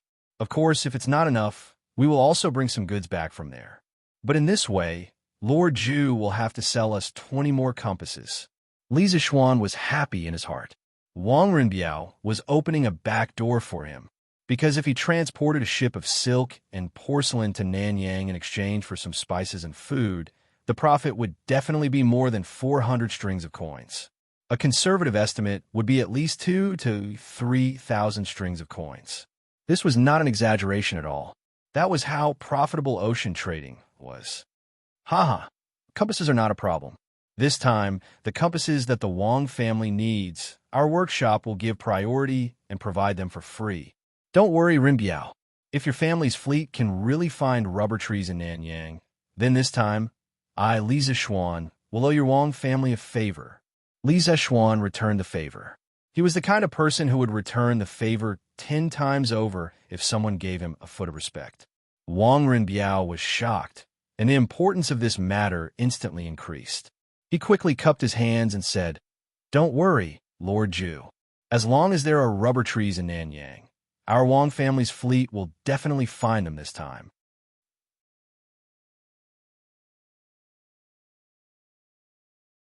Chapter 264. Since Lord Zhu is so kind and willing to give priority to the Wang family to allocate so many compasses, then I have achieved my goal. I won't disturb you any longer. Since he had achieved his goal, and there was an unexpected gain, Wang Rinbiao stood up and said his goodbyes with satisfaction. "Okay, Rinbiao, take care." Li Zishuan put down his cup and prepared to personally send the guest off. He was also very satisfied with the outcome of today's negotiation. Lord Zhu, what is that white thing on the table? Is it paper?" Wang Rinbiao turned around and suddenly saw a roll of white thing on the table. He seemed to have never seen it before, so he couldn't help but ask curiously. After these few interactions and cooperation, the relationship between the Wang family and the Li family was already quite good. It wouldn't be rude to ask such a question, so Wang Rinbiao directly asked the question in his heart. This is called toilet paper." Li Zishuan followed Wang Rinbiao's gaze and saw that it was a roll of toilet paper. He had just finished eating, so he took some from it to wipe his mouth. He explained, "What is toilet paper? Is it called toilet paper because it is very hygienic?" Wang Rinbiao felt that after coming here today, his IQ had been hit a little. First it was the rubber tree, and now it was toilet paper. He had never heard of these things before. You can't say that. The main characteristic of toilet paper is its softness. Here, Rinbiao, you could take a look for yourself. Li Zishuan took the toilet paper and handed it to Wang Rinbiao. Yin Xiaoning followed Li Zishuan's suggestion a while ago. He added a scraper and a larger drying tank to the original paper machine. Compared to the first paper machine, the workload was much smaller. The mass production of toilet paper had only started a few days ago. Previously, the entire workshop had been busy producing newspapers. No one had the time to make toilet paper. In their opinion, only a prodigal son like Li Zishuan would use it. Therefore, although the toilet paper machine had been made long ago, it had only been a few days since the toilet paper was produced. Of course, the first batch of toilet paper produced by the workshop was all sent to the Li residence. Benefits should not flow into the fields of others. This kind of good thing should be enjoyed by himself first. As for whether he would sell it or not, it would depend on how much could be produced in the future. After all, the raw materials at the workshop were prioritized to supply the new type of paper. Faubert was certainly not willing to waste resources on this meaningless toilet paper. "Oh, it is indeed very soft." Wang Rinbiao took the tissue paper and felt the soft touch on his hand. He couldn't help but exclaim. But after a while, he frowned and asked doubtfully, "But this paper is so soft. What's the use of it? It's probably not easy to write on it, right?" Li Zishuan muttered in his heart. This wrinkled tissue paper, it would be strange if it could be used to write calligraphy. If it was the ballpoint pen and ink pen from his previous life, it would be barely enough to write. Ahem, this tissue paper is not used to write. It's mainly used to wipe your mouth, it's used to wipe your mouth. Li Zishuan was about to say that it was used to wipe his, but he suddenly saw that Lung Yuyao was still there. He quickly shut his mouth.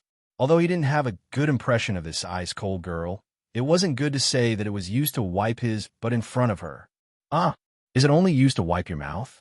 But can't you just use a handkerchief to wipe your mouth? Wang Rinbiao didn't suspect him. It was because of this that he felt even more strange. At the same time, he was a little speechless. He secretly thought that Li Zishuan really knew how to enjoy himself. He even specially made a new type of tissue paper to wipe his mouth. He really knows how to have fun. Lung Yuyao didn't think so. She was standing closer to Li Zishuan. Moreover, she practiced martial arts, so her hearing was much sharper than Lisa Schwann's. She heard every word of Lisa Schwann's words clearly. Although Lisa Schwann didn't completely say the words wipe his butt, Lung Yuyao could guess what Lisa Schwann wanted to say. She couldn't help but fiercely glare at Lisa Schwann. She secretly thought that this person looked decent on the surface, but in reality, he was no different from a vulgar hooligan. She didn't know why the young master valued him so much. Ahaha. Well, other than wiping your mouth, what else can you wipe? Rinbiao, take a roll of tissue paper back and slowly think about it. I'll give this roll of tissue paper to you. Lisa Schwann quickly said when he heard Wang Renbiao's slightly doubtful words. Oh, thank you very much, Lord Zhu. Wang Renbiao couldn't understand the meaning behind Lisa Schwann's words. He could only take the tissue paper in surprise. Then, just as he was about to leave, he heard a shout from outside the door. Young master, the workshop has produced glass. Shouting and wrangling, what a scandal. Can't you see that this young master has a guest here? When Lisa Schwann heard Song Xiaoxi's voice, his heart faintly moved. He guessed that the workshop must have made new progress in the glass research. But he didn't expect Song Xiaoxi to be so rash and directly blurt out the workshop's secrets. How could this be? He was still hoping to make a fortune without anyone knowing that he could produce glass. He couldn't let Song Xiaoxi mess up his plan. So, Lisa Schwann interrupted Song Xiaoxi before he could finish. Song Xiaoxi wasn't stupid. In fact, he was usually very smart. Today, he was just anxious and forgot how to behave.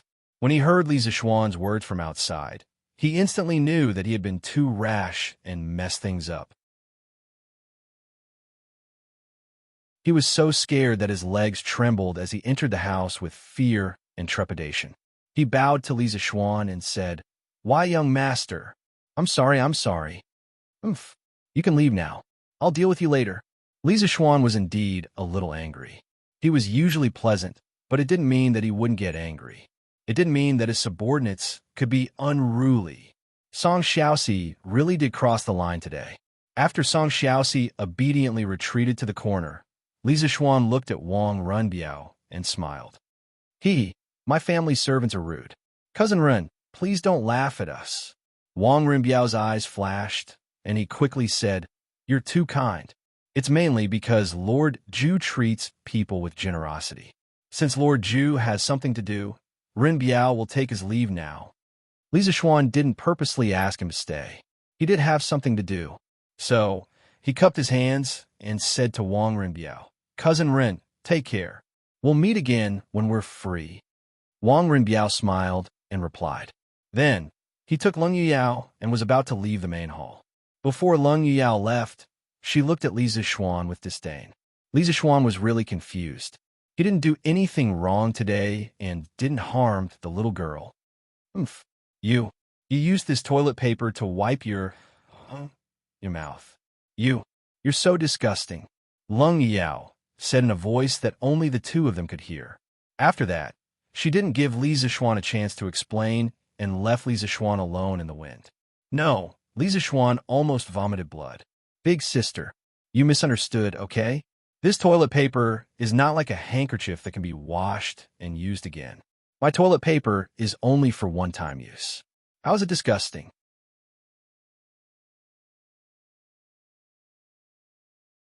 Chapter 265. Young Master, I know I'm wrong. After sending Wang Renbiao and Lung Yuyao off, Lisa Schwann returned to the main hall. He glanced at Song Xiaoxi indifferently and then sat down at the side without saying a word. Song Xiaoxi's heart was flustered and he felt uncomfortable all over. He trembled as he came over, cupped his hands, and bowed. "Didn't Steward Fu tell you that everything about Lioli is a secret of the workshop?" Lisa Schwann took a sip of water and asked. Young master, Steward Fu said that I was in a hurry, so, Song Xiaoxi hurriedly explained. "Oomph. A secret is a secret. Under no circumstances can you reveal the secrets of the workshop. If you can't keep it a secret, then there will be no place for you in the workshop in the future, because you will harm the interests of all the workers in the workshop," Lisa Schwann said coldly. Bang! After hearing that, Song Xiaoxi was so frightened that his legs turned to jelly. With a bang, he knelt on the ground and begged for mercy with a pale face. Young master, I know I'm wrong. I promise there won't be a next time. Please forgive me this time. Don't chase me out of the workshop. Only those who had stayed in the workshop knew how good it was inside. Song Xiaoxi's hometown was in a village outside Chong and City. Previously, he had been working as a waiter in a restaurant in Chong and City. Every day, he had to smile and flatter. If he was unlucky, he would be scolded by the shopkeeper. Moreover, he was paid very little. Ever since he entered the workshop, not only did his monthly salary increase, but there were also very few people who would find trouble with him for no reason. Every time he returned to the village, the villagers would always cast envious gazes at him. This was because the owner of the workshop he was working in was Li Zishuan, the person who invented the curved plow. He was the great benefactor of all the villagers. In the workshop, Song Xiaoxi could gain money, happiness, and dignity. How could he bear to leave? At this moment, he was so regretful that he wanted to slap himself. Li Zishuan looked at Song Xiaoxi expressionlessly. It was not that he was cold-blooded, but he had to follow the rules. Song Xiaoxi had always been Ma Zhou and Faubert's right-hand man in the workshop. Correspondingly, he knew a lot of things. If Li Zishuan did not scare him now, sooner or later, things would get out of hand. About a quarter of an hour later, Song Xiaoxi felt like a year had passed. The sweat dripping from his forehead mixed with the tears flowing from the corners of his eyes. At this moment, Li Zishuan finally opened his mouth. Get up. I'll give you one more chance. However, if there's a next time, you'll have to leave the workshop on your own. In addition, half of your salary for this month will be deducted as punishment. At the end of the day, Li Zishuan was still a little soft-hearted and could not be ruthless. Thank you, young master. Thank you, young master. I'll definitely remember this lesson and never do it again. Song Xiaoxi heard this and let out a long sigh of relief. Then, he was ecstatic and grateful. As long as he could continue to work in the workshop, he was willing to have his salary deducted for 2 months, let alone half a month. He believed that anyone would be able to make up for it. Well, now let's talk about what Faubert asked you to do. Could it be that the workshop has produced colored glaze? Li Zishuan nodded and asked, Yes, young master. Master Chang Gui and the others produced glass in the afternoon. Manager Fu asked me to invite you to the workshop to have a look. Song Xiaoxi stood up, wiped away his sweat and tears, and quickly answered, Well, very good. Then come with me to have a look. Young master, you're here? In the workshop of the strange interest pavilion, Faubert received a message from a servant and quickly came out to greet him. Well, Faubert, did you stay up late last night? I've already told you that your health is more important. You don't have to worry about the glass. Why didn't you listen to me? Li Zishuan looked at Faubert's complexion and knew that he must have stayed up late last night, so he tried to persuade him. Hee, thank you for your concern, young master. Actually, I didn't stay up late last night. Even if you asked me to stay up late, I couldn't stand it. I'm old. Chang Gui and the others didn't sleep at all last night to produce the glass. Fortunately, God rewards those who work hard. This afternoon, they produced the glass. Young master, do you want to go and have a look? Although Uncle Fu had 2 dark circles under his eyes, his expression was slightly excited. Clearly, he knew very well how much wealth it would bring him if he could produce colored glass. Well, of course, I'll go and have a look. Li Zishuan had always attached great importance to these skilled old craftsmen. They were the key executors of the workshop's products, leading the way in this era. It was very necessary to pay them a visit. Following Faubert to an earthen porcelain kiln in the depths of the workshop, Faubert introduced, Young master, this used to be used to produce porcelain. Yesterday, you said that you wanted to produce glass, so I had people modify this kiln and use it to produce glass. Li Zishuan nodded and smiled. Well, this is pretty good. How could porcelain make as much money as glass? Li Zishuan was well aware of the situation. Chang Gui, Yongfu, Anhua, the boss is here to see you. Walking into the kiln, oh, it should be called the glass kiln now, Faubert shouted to the 3 dusty craftsmen inside. Li Zishuan felt a wave of heat and dust hitting his face. He quickly covered his mouth and nose and unbuttoned his clothes to cool down. "Oh, the boss is here? Greetings, boss. Greetings, boss." The three craftsmen inside heard Falbert's voice and turned to look at the door. Seeing that Lisa Schwan had come personally, they quickly put down their work and ran over, bowing to Lisa Schwan. "Oh, no need to be so courteous. No need to be so courteous. The three of you have worked hard." Lisa Schwan gave up on covering his mouth and nose. Otherwise, others would think that he disliked them. "The three of you have contributed greatly to the workshop's production of glass. In our workshop, those who contribute should be rewarded. Falbert, in the future, the workshop will take out a sum of money to reward those who make breakthroughs in the workshop's original techniques. This time, each of the three craftsmen will be rewarded with 200 strings of cash." Lisa Schwan continued. This was something he had thought about a long time ago. With great rewards, there would definitely be brave men. This was the only way to encourage everyone in the workshop to strive for technological advancement and innovation. The workshop would also be able to earn more money. "Boss, this can't be done." Upon hearing that Lisa Schwan was going to reward each of them with 200 strings of cash, Chang Gui, Yongfu, and Enhua paled in fright and froze on the spot. Chang Gui was the first to react. "Boss, you were the one who came up with the method of firing the colored glaze. We just followed your instructions and did it step by step. We really didn't contribute anything. This old man is ashamed to accept these 200 strings of cash." You're tuning into the Warrior Lore YouTube channel. Don't forget to subscribe and join us on this journey to catch the most captivating stories.